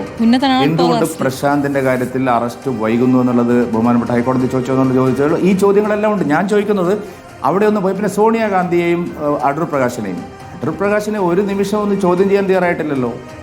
ആന്റണിയെ ഒന്ന് വിളിച്ച് ചോദിക്കാൻ തയ്യാറായിട്ടില്ലല്ലോ. സംശയങ്ങൾ ധാരാളമില്ലേ? ഞങ്ങൾ മാത്രം ഉന്നയിക്കുന്ന സംശയങ്ങളല്ലോ. സത്യത്തിൽ സുരേന്ദ്രൻ താങ്കളുടെ വിമർശനം കോടതിയോടാണോ? സുരേന്ദ്രൻ, ഈ SITയുടെ മേൽനോട്ടം കോടതിക്കാണ്. അപ്പോൾ ഈ വിമർശനങ്ങൾ മുഴുവൻ ചോദ്യങ്ങൾ ഉന്നയിക്കപ്പെടുന്നത് കോടതിയോടാണോ അതോ സർക്കാരിനോടാണോ? അല്ല, സർക്കാരിനോടാണ്. പിന്നെ കോടതി വിമർശനാതീതമായിട്ടുള്ള ഒരു കാര്യമാണെന്ന് ഞാൻ വിചാരിക്കുന്നില്ല. കോടതിയെ വിമർശിക്കേണ്ടി വന്നാലും വിമർശിക്കും. പക്ഷേ ഞങ്ങൾ ചോദിക്കുന്ന ചോദ്യം, SIT ആത്മാർത്ഥമായിട്ടുള്ള ഒരു സമീപനമാണ് ഈ കാര്യത്തിൽ എടുക്കുന്നതെങ്കിൽ ആദ്യം അറസ്റ്റ് ചെയ്യേണ്ടിയിരുന്നത് കടകംപള്ളി സുരേന്ദ്രനെയും അതുപോലെ പിന്നെ വേറെ ഒരു എന്താ പറയാ, അദ്ദേഹത്തിന് പ്രായാധിക്യം ഉണ്ടെന്നൊക്കെയാണ് നിങ്ങൾ പറയുന്നത്. മറ്റേ ഇദ്ദേഹത്തിന്റെ പോലീസുകാരന്റെ അച്ഛൻ ആയിക്കോട്ടെ, ശങ്കർദാസിനെ കുറിച്ചും അതുപോലെ അദ്ദേഹത്തിന് മുൻകൂർ ജാമ്യം പോലും കിട്ടിയില്ല. അല്ലല്ല, സുപ്രീം കോടതി പോയിട്ട് മുൻകൂർ ജാമ്യം പോലും കിട്ടിയില്ലല്ലോ, അവരെ അറസ്റ്റ് ചെയ്തിട്ടില്ലല്ലോ. പ്രായാധിക്യം എന്നൊക്കെ നിങ്ങൾ പറയുന്നുണ്ടാവും. ഞാൻ അതിനെക്കുറിച്ച് അതുകൊണ്ട് അതിലേക്ക് അധികം പോകുന്നില്ല. പക്ഷേ പ്രശാന്തിന്റെയും കടകംപള്ളിയുടെയും സുരേന്ദ്രൻ്റെയും കാര്യത്തിൽ ഒരു നിലപാടെടുത്തത്, ഈ നിലപാടിനെ ഞങ്ങൾ എതിർക്കുന്നു. അതുകൊണ്ട് ഞങ്ങൾ പറഞ്ഞ എന്താ, ഒന്നും മറച്ചു വെക്കാനില്ല. പൊളിറ്റിക്കലി ഞങ്ങൾക്കൊന്നും പേടിക്കാനില്ലെങ്കിൽ പിന്നെ എന്താ CBI കൂടാത്തത്? എന്തിനാ ED അന്വേഷണത്തെ ആദ്യം മുതലേ റാന്നി കോടതിയും കൊല്ലം വിജിലൻസ് കോടതിയും എതിർത്തത്? എന്തിനാണ് ഒരു ESIR രജിസ്റ്റർ ചെയ്യാനുള്ള FIR ചോദിച്ചിട്ട് കൊടുക്കാതിരുന്നത്? അപ്പോൾ ഇതിലെല്ലാം വളരെ ദുരൂഹതകളുണ്ട്. ആ ദുരൂഹതകൾ നീക്കണമെന്ന് തന്നെയാണ് ഞങ്ങൾ പറഞ്ഞിരിക്കുന്നത്. അതിനിടയിൽ തന്ത്രിയുടെ അറസ്റ്റ് ഒരു ട്വിസ്റ്റായി മാറ്റാനാണ് നിങ്ങൾ ശ്രമിക്കുന്നതെങ്കിൽ, അല്ലെങ്കിൽ നിങ്ങൾ മീൻസ് സർക്കാർ ശ്രമിക്കുന്നെങ്കിൽ അതിനെ എതിർക്കുക എന്ന് കോൺഗ്രസ് അത് പറയാനുള്ള ധൈര്യമില്ല. ഞങ്ങളത് പറഞ്ഞിരിക്കുന്നു. ഞങ്ങൾക്കിലൊന്നും തന്നെ ഒളിച്ചു വെക്കാനില്ല, ഒരു പ്രതിയെയും സംരക്ഷിക്കാനില്ല. തന്ത്രി BJP-കാരനോ RSS-കാരനോ ആണെന്ന് നിങ്ങൾ വിചാരിക്കണം. അവസാനം ഒരു ചോദ്യം കൂടി. നിലവിൽ ഇതിന്റെ പുറത്തൊരു പ്രതിഷേധത്തിന് BJP ഇല്ല, നിരീക്ഷിക്കുന്നു, സമയം വരട്ടെ. ഇപ്പോൾ ഒരു പ്രതിഷേധം പുറത്തല്ല ഇല്ല. 2000 മകരജ്യോതിയിലെ വിളക്ക് കൊളുത്തുന്നത് ഈ അറസ്റ്റുമായി ബന്ധപ്പെട്ടേ അല്ല. അത് ഞാൻ എൻ്റെ പൂർണ്ണ ഉത്തരവാദിത്തോടെ പറയാണ്. 6 ദിവസം മുമ്പ് നിങ്ങൾ തന്നെ റിപ്പോർട്ട് ചെയ്ത ഞങ്ങളുടെ കോർ ഗ്രൂപ്പ് യോഗത്തിൽ വളരെ വ്യക്തമായ തീരുമാനമെടുത്തതാണ്. ജനുവരി 14-ാം തീയതി മകരവിളക്ക് ദിവസം വീടിനും പുറത്തും മകരജ്യോതി തെളിയിക്കണം എന്നുള്ള ഞങ്ങളുടെ തീരുമാനങ്ങൾ പൊളിറ്റിക്കലി ഓർഗനൈസേഷൻ ഞങ്ങളുടെ തീരുമാനമാണ്. അതിനുശേഷം 5 ദിവസം കഴിഞ്ഞിട്ടാണ് തന്ത്രി അറസ്റ്റ് ചെയ്യുന്നത്. തന്ത്രിയുടെ അറസ്റ്റും ദീപം തെളിയിക്കുന്ന തമ്മിൽ ഒരു ബന്ധവുമില്ല. ഞങ്ങൾ ഈ കേസിൽ അവസാന നിമിഷം വരെ, ലോജിക്കൽ എൻഡ് എത്തുന്നത് വരെ ഞങ്ങളിത് നിരീക്ഷിച്ചുകൊണ്ടേയിരിക്കും. ഞങ്ങളുടെ പ്രതിഷേധം ഞങ്ങൾ രേഖപ്പെടുത്തിക്കൊണ്ടിരിക്കും. അതിൽ ആരെ അറസ്റ്റ് ചെയ്താലും ഞങ്ങൾക്ക് പ്രശ്നമല്ല. പക്ഷേ അറസ്റ്റ് ചെയ്യുമ്പോഴും പൊതുസമൂഹത്തിന് മുമ്പിൽ പറയാൻ പറ്റുന്ന വളരെ ലോജിക്കലായിട്ടുള്ള ചില കാര്യങ്ങൾക്ക് സർക്കാർ തന്നെ മറുപടി പറയണം. അത്രയും. Thank you K. സുരേന്ദ്രൻ. അല്ലേ, വളരെ നന്ദി. നമുക്കിപ്പം രാഹുൽ ഈശ്വർ കൂടി ചേരുന്നുണ്ട്. രാഹുൽ ഈശ്വർ, നമസ്കാരം രാഹുൽ ഈശ്വർ. ആദ്യ ചോദ്യം, ഈ ഉണ്ണികൃഷ്ണൻ പോറ്റിയെ ശബരിമലയിലെ കീഴ്ശാന്തിയായി നിയമിക്കുന്നതിനും കീഴ്ശാന്തി ആയതിനു ശേഷം 2007 പുറത്തു വന്നിരിക്കുന്ന ചിത്രമുണ്ട്, നമ്മളത് ഇപ്പോൾ കാണിക്കാം. ഈ ഉണ്ണികൃഷ്ണൻ പോറ്റിയും രാജീവ് കണ്ഠരും കൂടി ഒരുമിച്ച് സന്നിധാനത്ത് നിൽക്കുന്ന ദൃശ്യങ്ങളുണ്ട്. വീട്ടിൽ അദ്ദേഹത്തിന്റെ വിവാഹ ചടങ്ങിൽ പങ്കെടുക്കുന്നതുണ്ട്. റോദ്ധം ജ്വല്ലറിയിൽ മഹേഷ് കണ്ഠർ ഉണ്ണികൃഷ്ണൻ പോറ്റിയുടെ ക്ഷണം സ്വീകരിച്ചു പോയി പൂജ നടത്തിയതിന് തെളിവുകളുണ്ട്. പലയിടങ്ങളിലും ഉണ്ണികൃഷ്ണൻ പോറ്റിയുടെ സ്പോൺസർഷിപ്പിലുള്ള പൂജകളിൽ പങ്കെടുത്തിട്ടുണ്ടെന്നൊക്കെ പറയുന്നു. ഈ ഉണ്ണികൃഷ്ണൻ പോറ്റി ആരായിരുന്നു എന്നാണ് രാഹുൽ ഈശ്വർ മനസ്സിലാക്കിയത്? അങ്ങനെ എന്തെങ്കിലും രാജീവ് കണ്ഠർ എപ്പോഴെങ്കിലും പറഞ്ഞിരുന്നോ? എന്തായിരുന്നു ഉണ്ണികൃഷ്ണൻ പോറ്റിയുടെ യോഗ്യത? എന്ത് വിശ്വാസത്തിലാണ് രാജീവ് കണ്ഠർ ഉണ്ണികൃഷ്ണൻ പോറ്റിയെ സന്നിധാനത്തേക്ക് അടുപ്പിച്ചത്? 3 കാര്യങ്ങൾ. ഒന്ന്, ആദ്യമായി തന്നെ കണ്ഠർ രാജീവൻ എൻ്റെ ബന്ധു ആയതുകൊണ്ടല്ല, അദ്ദേഹത്തെ പരിചയമുള്ളത് കൊണ്ടല്ല, ഒരു അയ്യപ്പ വിശ്വാസിയായിട്ട് നിന്നുള്ള ഒരു നിലപാട് മാത്രമാണ് ഈ കാര്യത്തിലുള്ളത്. നാളെ ബഹുമാനപ്പെട്ട ഹൈക്കോടതിയുടെ ജസ്റ്റിസ് രാജാ വിജയരാഘവന്റെ, ജസ്റ്റിസ് ജയകുമാർ സാറിന്റെ ബെഞ്ച് തന്ത്രിക്കെതിരെ നിലപാടെടുക്കുകയാണെങ്കിലോ ഒബ്സർവേഷൻസ് പറയുകയാണെങ്കിലോ തന്ത്രിയെ തള്ളിപ്പറയാൻ യാതൊരു മടിയും യാതൊരു സങ്കോചവും ഉണ്ടാവില്ല. രണ്ടാമത്തെ കാര്യം, കീഴ്ശാന്തിയായിട്ടല്ല, അവിടെ പരികർമ്മിയായിട്ടും അല്ലെങ്കിൽ കീഴ്ശാന്തിയുടെ സഹായമായിട്ടാണ് ആദ്യം വന്നത്. 2007 ജലഹള്ളിയിൽ നിന്നാണ്, അല്ലെങ്കിൽ ബാംഗ്ലൂരിലെ ജലഹള്ളി അമ്പലത്തിൽ നിന്നാണ് വന്നതെന്നാണ് ലഭ്യമായ വിവരമുള്ളത്. ഉണ്ണികൃഷ്ണൻ പോറ്റിയെ പരിചയമുള്ളത് ഒരു ക്രിമിനൽ കുറ്റമല്ല. പകരം ഉണ്ണികൃഷ്ണൻ പോറ്റി 2019 ജൂലൈ 19-നും 20-നും അടക്കം അവിടെ നിന്ന് സ്വർണം എടുത്തുകൊണ്ട് പോയി അതിൽ നിന്ന് അടിച്ചു മാറ്റിയതാണ് ആരോപണത്തിന്റെ അടിസ്ഥാനം. അതിൽ തന്ത്രിക്ക് എന്തെങ്കിലും ഉത്തരവാദിത്വം ഉണ്ടോ? 3 കാര്യങ്ങൾ സൂചിപ്പിക്കാം. 9 ഇടക്കാല വിധിന്യായങ്ങളുണ്ട് ഹൈക്കോടതിയുടെ. ഒന്നിൽ പോലും തന്ത്രിക്കെതിരെ നെഗറ്റീവ് പരാമർശമില്ല. 2 അഡ്മിനിസ്ട്രേറ്റീവും ആചാരപരമായ കാര്യങ്ങളാണ് എപ്പോഴും ഒരു അമ്പലത്തിലുള്ളത്. അങ്ങേക്ക് അറിയുന്നത് പോലെ അഡ്മിനിസ്ട്രേറ്റീവ് കാര്യങ്ങളുടെ പരമാധികാരി ദേവസ്വം ബോർഡും ആചാരപരമായ കാര്യങ്ങളുടെ പരമാധികാരി തന്ത്രിയുമാണ്. യഥാർത്ഥത്തിൽ അഡ്മിനിസ്ട്രേറ്റീവ് വീഴ്ചയ്ക്കാണ് ആചാര കാര്യങ്ങളിൽ അധികാരമുള്ള തന്ത്രിയെ അറസ്റ്റ് ചെയ്തത്. യഥാർത്ഥത്തിൽ റിമാൻഡ് റിപ്പോർട്ട് വൈരുദ്ധ്യവും ദുർബലവുമല്ലേ? തന്ത്രി ദേവന്റെ അനുമതി ചോദിച്ചില്ല, ആചാര കാര്യങ്ങൾ ലംഘിച്ചു എന്നൊക്കെ പറഞ്ഞ് തന്ത്രിയെ അറസ്റ്റ് ചെയ്യുന്നത് ഫ്ലിംസി ആൻഡ് ഫ്രിവലസ് ഗ്രൗണ്ട് അല്ലേ? യഥാർത്ഥത്തിൽ ശ്രീ അരുണും ശ്രീ ശ്രുതിജിയും അടക്കമുള്ള അവിടുത്തെ ആൾക്കാരൊന്നും, അല്ലെങ്കിൽ ആൻഡോസാറും അടക്കം ഞെട്ടിക്കാണില്ലേ യഥാർത്ഥത്തിൽ ഇതാണോ തന്ത്രിക്കെതിരെയുള്ള ആരോപണമെന്ന്? അല്ലെങ്കിൽ യഥാർത്ഥത്തിൽ സംഭവിച്ചത് എന്താ? സാമ്പത്തികമായ എന്തെങ്കിലും തന്ത്രി ലാഭം ഉണ്ടാക്കിയെന്നില്ല, ഏതെങ്കിലും മെറ്റീരിയൽ എവിഡൻസ് തന്ത്രിക്കെതിരെ ഇല്ല. ദേവന്റെ അനുജ്ഞ അഥവാ ദേവന്റെ അനുമതി വാങ്ങുന്നത് അല്ലെങ്കിൽ ആചാര കാര്യങ്ങളിൽ വീഴ്ചയുണ്ടെന്ന് പറയുന്നത് യഥാർത്ഥത്തിൽ എന്താ പറയുന്നത് ഫ്ലിംസി ആയ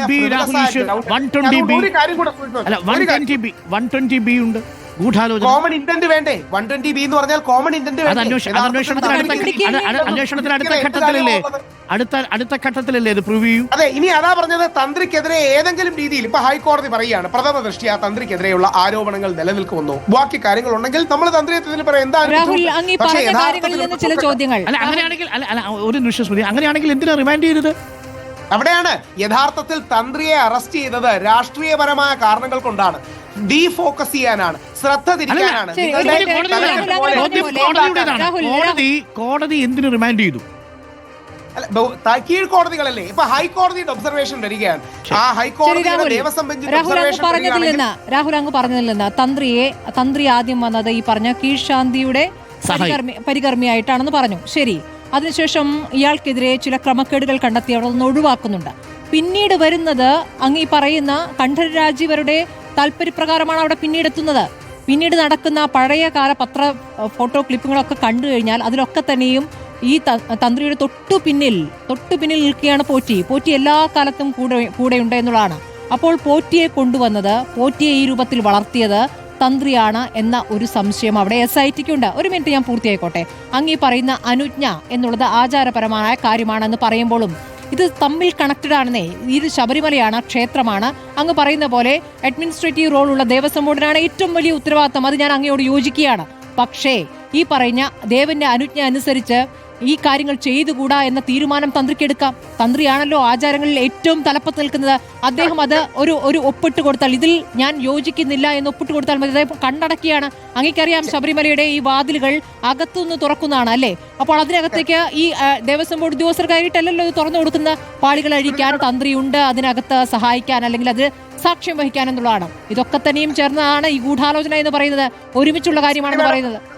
അതിനൊരു മറുപടി മാത്രം, അതായത് തന്ത്രിയാണ് പരമാധികാരി എന്നുള്ള ആചാര കാര്യങ്ങളിൽ അങ്ങയുടെ പോയിന്റ് കറക്റ്റ് ആണ്. പക്ഷേ 2025 മാത്രം വെളിയിൽ വന്ന സ്വർണ്ണക്കൊള്ള 2019 തന്ത്രി എങ്ങനെ അറിയും? 6 വർഷം മുമ്പ് 2025 മാത്രം ബഹുമാനപ്പെട്ട ഹൈക്കോടതി സ്വമേധയാ കേസെടുത്ത് വെളിയിൽ കൊണ്ടുവന്ന സ്വർണ്ണക്കൊള്ള 2019 മുൻകൂട്ടി കണ്ട് ഇതെടുക്കാൻ പോകുന്നത് സ്വർണ്ണക്കൊള്ളയ്ക്ക് വേണ്ടിയാണെന്ന് മുൻകൂട്ടി കാണാൻ തന്ത്രിക്ക് ദിവ്യദൃഷ്ടി അതായത് നോക്കൂ, ആ അറസ്റ്റ് റിപ്പോർട്ട് താങ്കൾ വായിച്ചിട്ടുണ്ടാവുമല്ലോ. അതിൽ ദേവസ്വം മാനുവലിനെ കുറിച്ച് കൃത്യമായ ധാരണയുള്ളയാളാണല്ലോ നമ്മളുടെ ഈ തന്ത്രി രാജീവ് കണ്ഠര്. ആ രാജീവ് കണ്ഠർക്ക് അവിടെ വെച്ചു തന്നെ സ്വർണ്ണപ്പാളികൾ പൂശണം, അവിടെ വെച്ചു തന്നെ ഇതിന്റെ അറ്റകുറ്റപ്പണികൾ നടത്തണം എന്നതറിയാം. അത് ഇളക്കിക്കൊണ്ടു പോകുമ്പോഴും തിരിച്ചു കൊണ്ടുവരുമ്പോഴും രാജീവ് കണ്ഠരുടെ സാന്നിധ്യം അവിടെയുണ്ട്. അപ്പോൾ ദേവസ്വം മാനുവൽ ലംഘിച്ചു എന്നത് രാജീവ് കണ്ഠർക്ക് അറിയാമായിരുന്നോ ഇല്ലയോ? ദേവസ്വം മാനുവൽ എൻഫോഴ്സ് ചെയ്യേണ്ടത് ദേവസ്വം ബോർഡല്ലേ? തന്ത്രി ഫോളോ ചെയ്യുന്നത് ആഗമശാസ്ത്രങ്ങളാണ് അഥവാ വിശ്വാസം, ആചാരം. അല്ലല്ല, അവിടെ ഒരു പ്രശ്നമുണ്ട്. ഇപ്പോൾ ജയശ്രീ ഒരു നിമിഷം, ദേവസ്വം സെക്രട്ടറിയും കമ്മീഷണറും ഈ പറയുന്ന ചീഫ് എക്സിക്യൂട്ടീവ് ഓഫീസറും ഒക്കെ അറസ്റ്റിലായത് അവർക്ക് വേണമെങ്കിൽ പറയാം ഇത് ദേവസ്വം ബോർഡിന്റെ ഉത്തരവാദിത്വമാണ്. നോക്കൂ, ഒരേ സമയം തന്നെ ആചാര കാര്യങ്ങളിൽ, ഒരു നിമിഷം രാഹുൽ, ഒരേ സമയം തന്നെ ആചാര്യ കാര്യങ്ങളിൽ പരമാധികാരത്തുള്ള തന്ത്രി ദേവസ്വം ബോർഡിന്റെ ഒരു എംപ്ലോയി സ്റ്റാറ്റസ് കൂടി ഉണ്ട്. അതറിയാമല്ലോ താങ്കൾക്ക്. അപ്പോൾ സ്വാഭാവികമായും കേൾക്കൂ, ദേവസ്വം മാനുവലിന്റെ ചട്ടം അവിടെ ലംഘിക്കപ്പെടുമ്പോൾ മഹസറിൽ തടസ്സമെഴുതണം. ദ്വാരപാലക ശില്പപാളികൾ കൊണ്ടുപോയതിൽ തടസ്സം എഴുതിയിട്ടുണ്ട്. കട്ടളപ്പാളി കൊണ്ടുപോയതിൽ തടസ്സം എഴുതാതെ പോയത് എന്തുകൊണ്ടായിരിക്കും? രണ്ട്, ദേവസ്വം ബോർഡ് ഉണ്ടാകുന്നതിന് മുമ്പേ അവിടെ തന്ത്രിയും ശബരിമലയും ഉണ്ട്. ദേവസ്വം ബോർഡ് നിയമിച്ച ഒരാളല്ല തന്ത്രി കാരാണ്മയായി നൂറ്റാണ്ടുകളായി അവിടെ വരുന്നതാണ്. അല്ലാതെ തന്ത്രി നേരത്തെ ചില ആൾക്കാർ തെറ്റിദ്ധാരണ വരുത്തുന്നത് പോലെ 100 വർഷമായിട്ടല്ല, അവിടെ 1000 വർഷമായിട്ടെങ്കിലും തന്ത്രി ഉണ്ട് എന്നത് ചരിത്ര രേഖകളുണ്ട്. അപ്പം ദേവസ്വം ബോർഡ് സ്ഥാപിച്ച, ദേവസ്വം ബോർഡ് നിയമിച്ച ഒരാളല്ല തന്ത്രി. രണ്ട്, ദേവസ്വം മാനുവൽ തന്ത്രിയല്ല, ദേവസ്വം ബോർഡാണ് എൻഫോഴ്സ് ചെയ്യേണ്ടത്. ദേവസ്വം ബോർഡിന് പരാജയം ഉണ്ടായി കാണാം, പക്ഷേ അതിന്റെ ഉത്തരവാദിത്വം തന്ത്രിക്കാണോ? അങ്ങ് ആലോചിച്ച് നോക്കുക. വൈകിട്ട് 6 മണിക്ക് ശേഷം സാധനം പുറത്തെടുക്കരുത്, വെളിയിൽ കൊണ്ടുപോകരുത് ദേവസ്വം മാനുവലിലുണ്ട്. അത് എൻഫോഴ്സ് ചെയ്യേണ്ട ഉത്തരവാദിത്വം ദേവസ്വം ബോർഡിനല്ലേ? അല്ലല്ല രാഹുൽ, ഈ അറസ്റ്റിലായ പത്മകുമാർ അടക്കമുള്ളവർ തുടക്കത്തിൽ പറഞ്ഞ പ്രതികരണം അങ്ങ് ഓർക്കുന്നുണ്ടല്ലോ. ഇവരോടൊക്കെ തന്നെ ചോദിക്കുന്ന ഘട്ടങ്ങളിൽ, അതായത് അറസ്റ്റിന് മുമ്പ് ചോദിക്കുമ്പോൾ തന്ത്രിയുടെ അനുമതി വാങ്ങിയിട്ടാണെന്നാണ് പറയുന്നത്.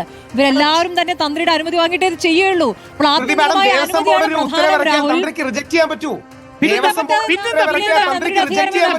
അല്ലല്ല, ഒരു നിമിഷം. അങ്ങനെ ദേവസ്വം ബോർഡ് തന്റെ ദേവന്റെ അനുജ്ഞയ്ക്ക് എതിരായിട്ട് ഇത് ഇളക്കിക്കൊണ്ട് പോകുന്നു എന്ന് എവിടെയെങ്കിലും രേഖപ്പെടുത്തിയിട്ടുണ്ടോ? അല്ല, അനുജ്ഞയ്ക്ക് എതിരെ എങ്ങനെയാണ് ശ്രീ അരുൺ? അതായത് അവിടെ ഒരു സ്വർണ്ണപ്പാളി മാറ്റി സുധയോ സ്വർണ്ണപ്പാളി കൊണ്ടുവരുന്നു എന്ന് പറയുന്നു. തന്ത്രിക്ക് അറിയാൻ പറ്റുമോ ഇത് കൊണ്ടുപോകുന്നത് കൊള്ളയടിക്കാനാണെന്ന്? അല്ലല്ല, ഈ ദേവസ്വം മാനുവൽ വന്നിരിക്കുന്നതും ഈ പറയുന്നത് പോലെ പുറത്ത് കൊണ്ടുപോകരുത് എന്നുള്ളതും ഒക്കെ ഒരു ദേവന്റെ അനുജ്ഞയുടെ ഭാഗമായിട്ടായിരിക്കുമല്ലോ. അതല്ലാതെ ദേവസ്വം ബോർഡ് എഴുതി വെച്ചിരിക്കുന്നതല്ലോ. അല്ലല്ല, ഉണ്ടാക്കിയിരിക്കുന്നത് ഇതിന്റെ അടിസ്ഥാനത്തിലാണ്, തന്ത്രിയുടെ കൂടിയാലോചനയിലാണ്. ഇതെന്ത് പുറത്തു കൊണ്ടുപോകാം? സന്നിധാനത്ത് നിന്ന് ഒരു സാധനം പുറത്ത് കൊണ്ടുപോകണമെങ്കിൽ തന്ത്രിയുടെ അനുമതി വേണ്ടേ? അപ്പോൾ എന്റെ ചോദ്യം ഇതാണ്, കൊണ്ടുപോകാൻ പാടില്ലാത്ത ഒരു സാധനത്തിന് തന്ത്രി അനുമതി കൊടുത്തത് എന്തിനാണ്? സർ, അവിടെയാണ് ദേവസ്വം മാനുവൽ ദേവസ്വം ബോർഡിന്റെ ഉത്തരവാദിത്വവും കഴിഞ്ഞ കാലങ്ങളിൽ സർക്കാർ ഉണ്ടാക്കുന്നതുമാണ്. ആഗമശാസ്ത്രങ്ങളാണ് തന്ത്രി ഫോളോ ചെയ്യുന്നത്. ഈ രീതിയിലുള്ള ദേവസ്വം മാനുവൽ അല്ല. ഇനി ഒറ്റ കാര്യം കൂടെ, ഇനി അതിന്റെ പേരിൽ ശ്രീ ശങ്കർദാസ് അടക്കമുള്ളവരെ വേട്ടയാടരുത്. ഞാൻ പല ദിവസങ്ങളായി ഇതിനു മുമ്പും ചാനലുകളിൽ നിന്ന് പറയുന്നതാണ്, ഈ 83 വയസ്സായ സ്ട്രോക്ക് വന്നൊരു മനുഷ്യനെ വേട്ടയാടുന്നത് നന്മയില്ല. നമ്മൾ യഥാർത്ഥത്തിൽ ഇപ്പോൾ ചെയ്യുന്നത് പുതിയ പുതിയ ഇരകളെ തേടി പോവുകയാണ്. ഇന്ന് തന്ത്രി, നാളെ മെമ്പർ, മറ്റന്നാൾ മന്ത്രി. ശരിയാണ്, ദേവസ്വം മാനുവൽ ഇംപ്ലിമെന്റ് ചെയ്യേണ്ട ഒന്നാമത്തെ ഉത്തരവാദി ദേവസ്വം ബോർഡ് ഉദ്യോഗസ്ഥരുമാണ്. അതവിടെ ഇരിക്കട്ടെ. പക്ഷെ ശബരിമലയിലെ ശ്രീകോവിലിനകത്തുള്ള പല കാര്യങ്ങളും എടുത്തുകൊണ്ട് പോവുക, വാതിൽ തന്നെ ഇളക്കുക, ഇത്തരം കാര്യങ്ങൾക്ക് ദേവന്റെ ഇഷ്ടം എന്താണെന്ന് ചോദിച്ചിട്ടുണ്ടാകണമല്ലോ. അതല്ലേ രീതി? അങ്ങനെയാണ് കേട്ടിട്ടുള്ളത്. ഒരു മിനിറ്റ്, അങ്ങനെയാണെങ്കിൽ അങ്ങനെ ഒരു അനുജ്ഞ ചോദിച്ചിട്ടുണ്ടോ? നമുക്ക് മനസ്സിലാവുന്നതനുസരിച്ച് ദേവസ്വം മാനുവൽ അനുസരിച്ചാണെങ്കിലും അനുജ്ഞ ചോദിച്ചിട്ടുണ്ടെങ്കിൽ അനുജ്ഞ ചോദിക്കണം, ചോദിക്കുന്നത് രേഖയാക്കി കൊടുക്കണം. ഇതിൽ ആദ്യത്തെ ചോദ്യത്തിൽ എന്താണ് ഉത്തരം? അനുജ്ഞ ചോദിച്ചിട്ടുണ്ടോ? ഉണ്ടാവില്ലേ? ഇല്ല, അവിടെയാണ് അനുജ്ഞ എന്ന് പറഞ്ഞാൽ ദേവനും തന്ത്രിയും തമ്മിൽ ധ്യാനാവസ്ഥയിൽ ഇരിക്കുമ്പോൾ ഉണ്ടാകുന്ന കമ്മ്യൂണിക്കേഷൻ ആണ്. കലശം ചെയ്യും, അതിനുശേഷം ദേവൻ അനുമതി തരും. അത് റെക്കോർഡിക്കലല്ല, ആ അനുമതി. അപ്പൊ അങ്ങനെ ഒരു അനുജ്ഞ ചോദിച്ചു കഴിഞ്ഞാൽ അത് ദേവസ്വം ബോർഡിനെ അറിയിക്കണ്ടേ? അതെങ്ങനെയാ? അത് പറ്റുമോ? വേറെ ആരുമല്ല. ഈ അനുജ്ഞ, അതായത് ദേവന്റെ അനുമതി ഉണ്ടോന്ന് തന്ത്രിയോട് ചോദിക്കുന്നത് ദേവസ്വം ബോർഡാണ്. ദേവസ്വം ബോർഡിന്റെ ഉത്തരവിന്റെ ഭാഗമായിട്ട്. അല്ലല്ല, ഞാൻ ചോദിക്കുന്നത് ഒന്നും വേണ്ട. നിങ്ങൾ ചോദിച്ചു കാണും ദേവന്റെ അനുവാദമുണ്ടോ എന്ന് തന്ത്രി ചോദിച്ചിട്ടുണ്ട്. ഈ വിവരം എന്തായാലും ദേവസ്വം ബോർഡിനെ അങ്ങോട്ടല്ലേ അറിയിക്കേണ്ടത്? ദേവസ്വം ബോർഡാണ് ചോദിക്കുന്നത്. ശരി, അപ്പോൾ ഒരു ഭാഗത്ത് ദേവസ്വം ബോർഡ് ചോദിച്ചില്ലെങ്കിൽ, ശരി, ദേവസ്വം ബോർഡ് ചോദിച്ചില്ലെങ്കിൽ തന്ത്രി മിണ്ടായിരിക്കുമോ? അനുജ്ഞ ചോദിച്ചു, ഒരു മിനിറ്റ്, അനുജ്ഞ ചോദിച്ചു, ദേവൻ അനുജ്ഞ കൊടുത്തില്ല എന്ന് വിചാരിക്കുക. ദേവസ്വം ബോർഡ് ചോദിച്ചില്ല, പാളിയൊക്കെ ഇളക്കിക്കൊണ്ടുപോയി, തന്ത്രി മിണ്ടാതിരിക്കുമോ? അവിടെയാണ് പാളി. എവിടെയാണ്? പാളിന്ന് സ്വർണം മാറ്റിയതാണ്. പാളി ഇളക്കുക എന്ന് പറയുന്ന ഒരു അഡ്മിനിസ്ട്രേറ്റീവ് കാര്യത്തിലല്ല പ്രശ്നം. 39 ദിവസം മാറ്റിയ ആ ഗ്യാപ്പിൽ സ്വർണം അടിച്ചു മാറ്റിയതിനെ കുറിച്ചല്ല രാഹുൽ എന്റെ ചോദ്യം. ദേവന്റെ അനുജ്ഞ ചോദിച്ച ശേഷം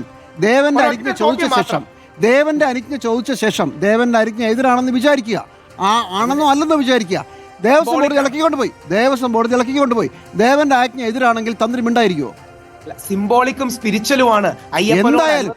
അയ്യപ്പൻ തരുന്നു എന്ന പ്രിസംഷനിലാണ് അത് ചോദിക്കുന്നത്. അയ്യപ്പൻ അവിടെ താൻ അനുമതി കൊടുക്കുന്നില്ല എന്ന് പറയുന്നില്ല. അത് സിംബോളിക്കും സ്പിരിച്വലും കൾച്ചറലുമാണ്. അതായത് തന്ത്രി പ്രാർത്ഥനയിൽ ഇരുന്ന് കലശവും മറ്റും ചെയ്ത് അയ്യപ്പനോട് അനുമതി ചോദിക്കുമ്പോൾ അയ്യപ്പൻ അനുമതി കൊടുക്കില്ല എന്നൊരു പ്രിസംഷൻ ഇല്ല. അതൊരു സിംബോളിക്കും കൾച്ചറുമായ ജസ്റ്ററാണ്. രാഹുൽ, എനിക്ക് സ്ട്രെയിറ്റ് ആയിട്ടൊരു ചോദ്യമുള്ളൂ. അതായത് ഈ പാളികൾ ഇളക്കിക്കൊണ്ടുപോയി, അത് രാജീവ് ഖണ്ഡ്രെ അറിഞ്ഞു. പാളികൾ പുറത്തു കൊണ്ടുപോയതിനു ശേഷം അത് സ്മാർട്ട് ക്രിയേഷൻസിൽ നിന്ന് സ്വർണം പൂശി തിരികെ സന്നിധാനത്തെത്തിച്ചു. അത് ഫിറ്റ് ചെയ്യുന്നതും രാജീവ് ഖണ്ഡ്രയുടെ അറിവോട് കൂടിയാണ്. അത് ചെയ്യുന്ന സമയത്ത് ദേവസ്വം മാനുവലിന്റെ ഗുരുതരമായ ചട്ടലംഘനം ദേവസ്വം ബോർഡ് അധികൃതർ നടത്തി. ഈ വിവരം രാജീവ് ഖണ്ഡ്രയ്ക്ക് അറിയാമായിരുന്നോ ഇല്ലയോ? ഞാൻ ചോദിച്ചോട്ടെ, എങ്ങനെയാണ് രാജീവ് കണ്ഠരർക്ക് അറിയുന്നത്?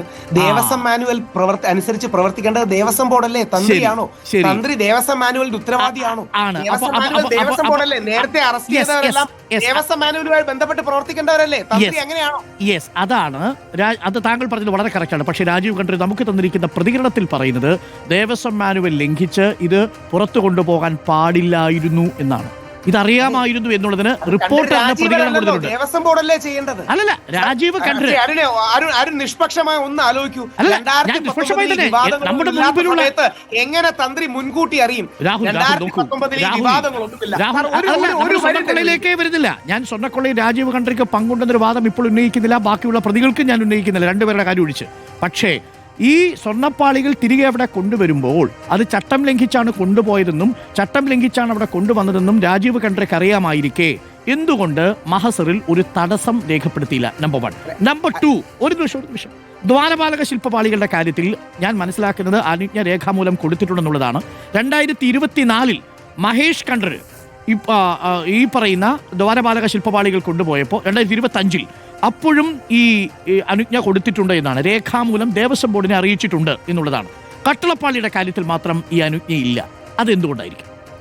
ദേവസ്വം ബോർഡ് 2024 വിവാദവും മറ്റു കാര്യങ്ങളും ചോദ്യങ്ങളും ഉയർന്നതുകൊണ്ടായിരിക്കും അപ്പോൾ അങ്ങനെ സംഭവിച്ചത്.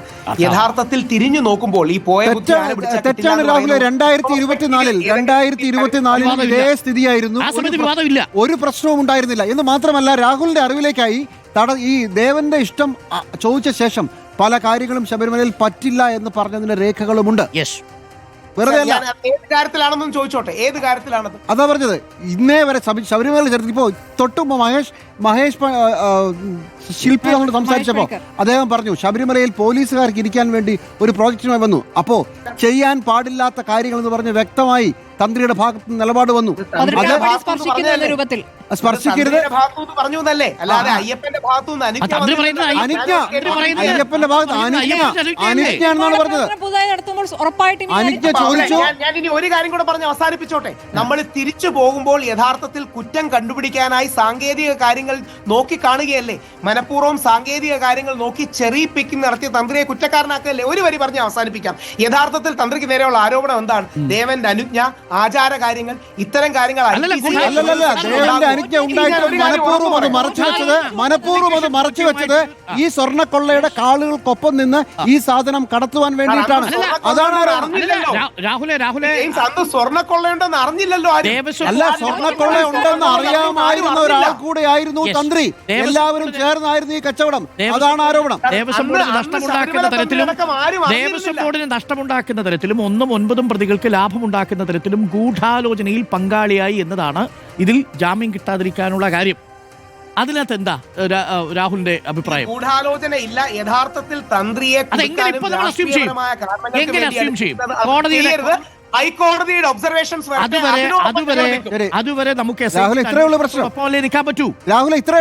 ഹൈക്കോടതിയുടെ ഒബ്സർവേഷൻ വരുന്നത് വരെ മുൻവിധികളില്ല, കരിവാരി തേക്കണ്ട. അത്രേ നമ്മൾ കരിവാരി തേക്കരുത്, മുൻവിധി കാണിക്കരുത്. ഇതുവരെ ഉള്ളത് ഗ്രൗണ്ടുകളല്ല. രാഹുൽ കോടതി തന്ത്രിക്കെതിരെ പറയുകയാണെങ്കിൽ രാഹുൽ ആ നിലപാടെടുക്കുമെന്നല്ലേ പറഞ്ഞ നേരത്തെ? തീർച്ചയായിട്ടും. ഇത് കൺസിഡർ ചെയ്യുന്ന സ്വമേധയാ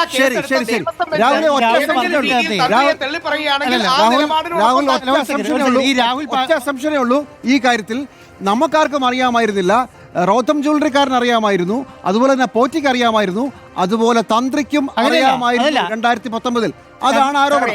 തന്ത്രിക്ക് അറിയും. തന്ത്രിക്ക് എങ്ങനെ സ്വർണ്ണക്കൊള്ള നടന്നു എന്ന് അറിയാൻ കഴിയും. 2025 ഇത് പുറത്തു. മനഃപൂർവ്വം ചെയ്തു. ഒരുമിച്ചുള്ള കച്ചവടമായിരുന്നു കോടതിയുടെ. രാഹുൽ തന്നെ പറയുന്നുണ്ട് തന്ത്രിയും പോറ്റിയും നല്ല ബന്ധത്തിലാണ് പോയിക്കൊണ്ടിരുന്നത്. ശബരിമലയിൽ തന്ത്രിയുള്ളതും അവിടെ കീശാന്തിയെ വർക്ക് ചെയ്ത ആളെന്നുള്ള നിലയ്ക്ക് നല്ല ബന്ധത്തിലാണ് പോയിക്കൊണ്ടിരിക്കുന്നത്. അപ്പോൾ ഇവർ തമ്മിലൊരു ഗൂഢാലോചന നടത്തി കഴിഞ്ഞാൽ ആ ഗൂഢാലോചന പുറത്തു കൊണ്ടുവരേണ്ട SIT അല്ലേ? അപ്പോൾ ആ SIT അല്ല ആ SIT അന്വേഷണം നടത്തുന്നതിന് മുന്നേ തന്ത്രി നിഷ്കളങ്കനാണെന്ന് പറയുന്നത് എന്തർത്ഥത്തിലാണ്? അങ്ങനെ പറയാൻ കഴിയുമോ? റിമാൻഡ് റിപ്പോർട്ട് ദുർബലമാണ്, വൈരുദ്ധ്യങ്ങൾ നിറഞ്ഞതാണ്. ദേവസ്വം ബോർഡിന്റെ ഉത്തരവിനെ തന്ത്രി എതിർത്തില്ല എന്നാണ് പറയുന്നത്. തന്ത്രിക്ക് അത് എതിർക്കാൻ അധികാരമില്ല. ആചാര കാര്യങ്ങൾക്ക് വേണ്ടിയാണ് തന്ത്രിയെ അറസ്റ്റ് ചെയ്തത്. ദേവന്റെ അനുമതി തുടങ്ങിയുള്ളത് ഫ്ലിംസി ആൻഡ് ഫ്രിവലസ് ഗ്രൗണ്ട്സ് ആണ്.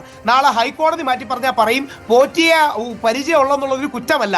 പോറ്റി ചെയ്ത തെറ്റിന് തന്ത്രിക്ക് നേരിട്ട് പങ്കുണ്ടെന്ന് ഇതുവരെ SIT പറഞ്ഞിട്ടില്ല. നാളെ പറയുമോന്ന് അറിയില്ല. അവിടെയാണ് ഹൈക്കോടതിയുടെ ഒബ്സർവേഷൻസ് വരുന്നത് വരെ ഒന്നാമത് എങ്ങനെയാണ് തന്ത്രിയിലേക്ക് എത്തുന്നത്? ഓരോ അറസ്റ്റും ആദ്യം അറസ്റ്റിലായവരുടെ മൊഴിയുടെ അടിസ്ഥാനത്തിലാണ്. ഇതിൽ പത്മകുമാറിന്റെ മൊഴി പ്രധാനമാണ്. ആ മൊഴികളൊക്കെ കിട്ടിയ ശേഷമായിരിക്കാം തന്ത്രിയിലേക്ക് എത്തിയത്. നമുക്ക് അങ്ങനെ പറയാൻ പറ്റും? അല്ല, അറിയില്ല. അവിടെയാണ് അവധാനത വേണം. കാര്യം തന്ത്രി അറിയില്ല എന്നുള്ള പോയിന്റ് വളരെ പ്രധാനപ്പെട്ടതാണ്. നമുക്ക് കാത്തിരിക്കാം രാഹുൽ കോടതി വിധി വരട്ടെ, നമുക്ക് കാത്തിരിക്കാം. താങ്ക് യു രാഹുലാണ് നമുക്കൊപ്പം ചേർന്നത്. പ്രിയ പ്രേക്ഷകരെ,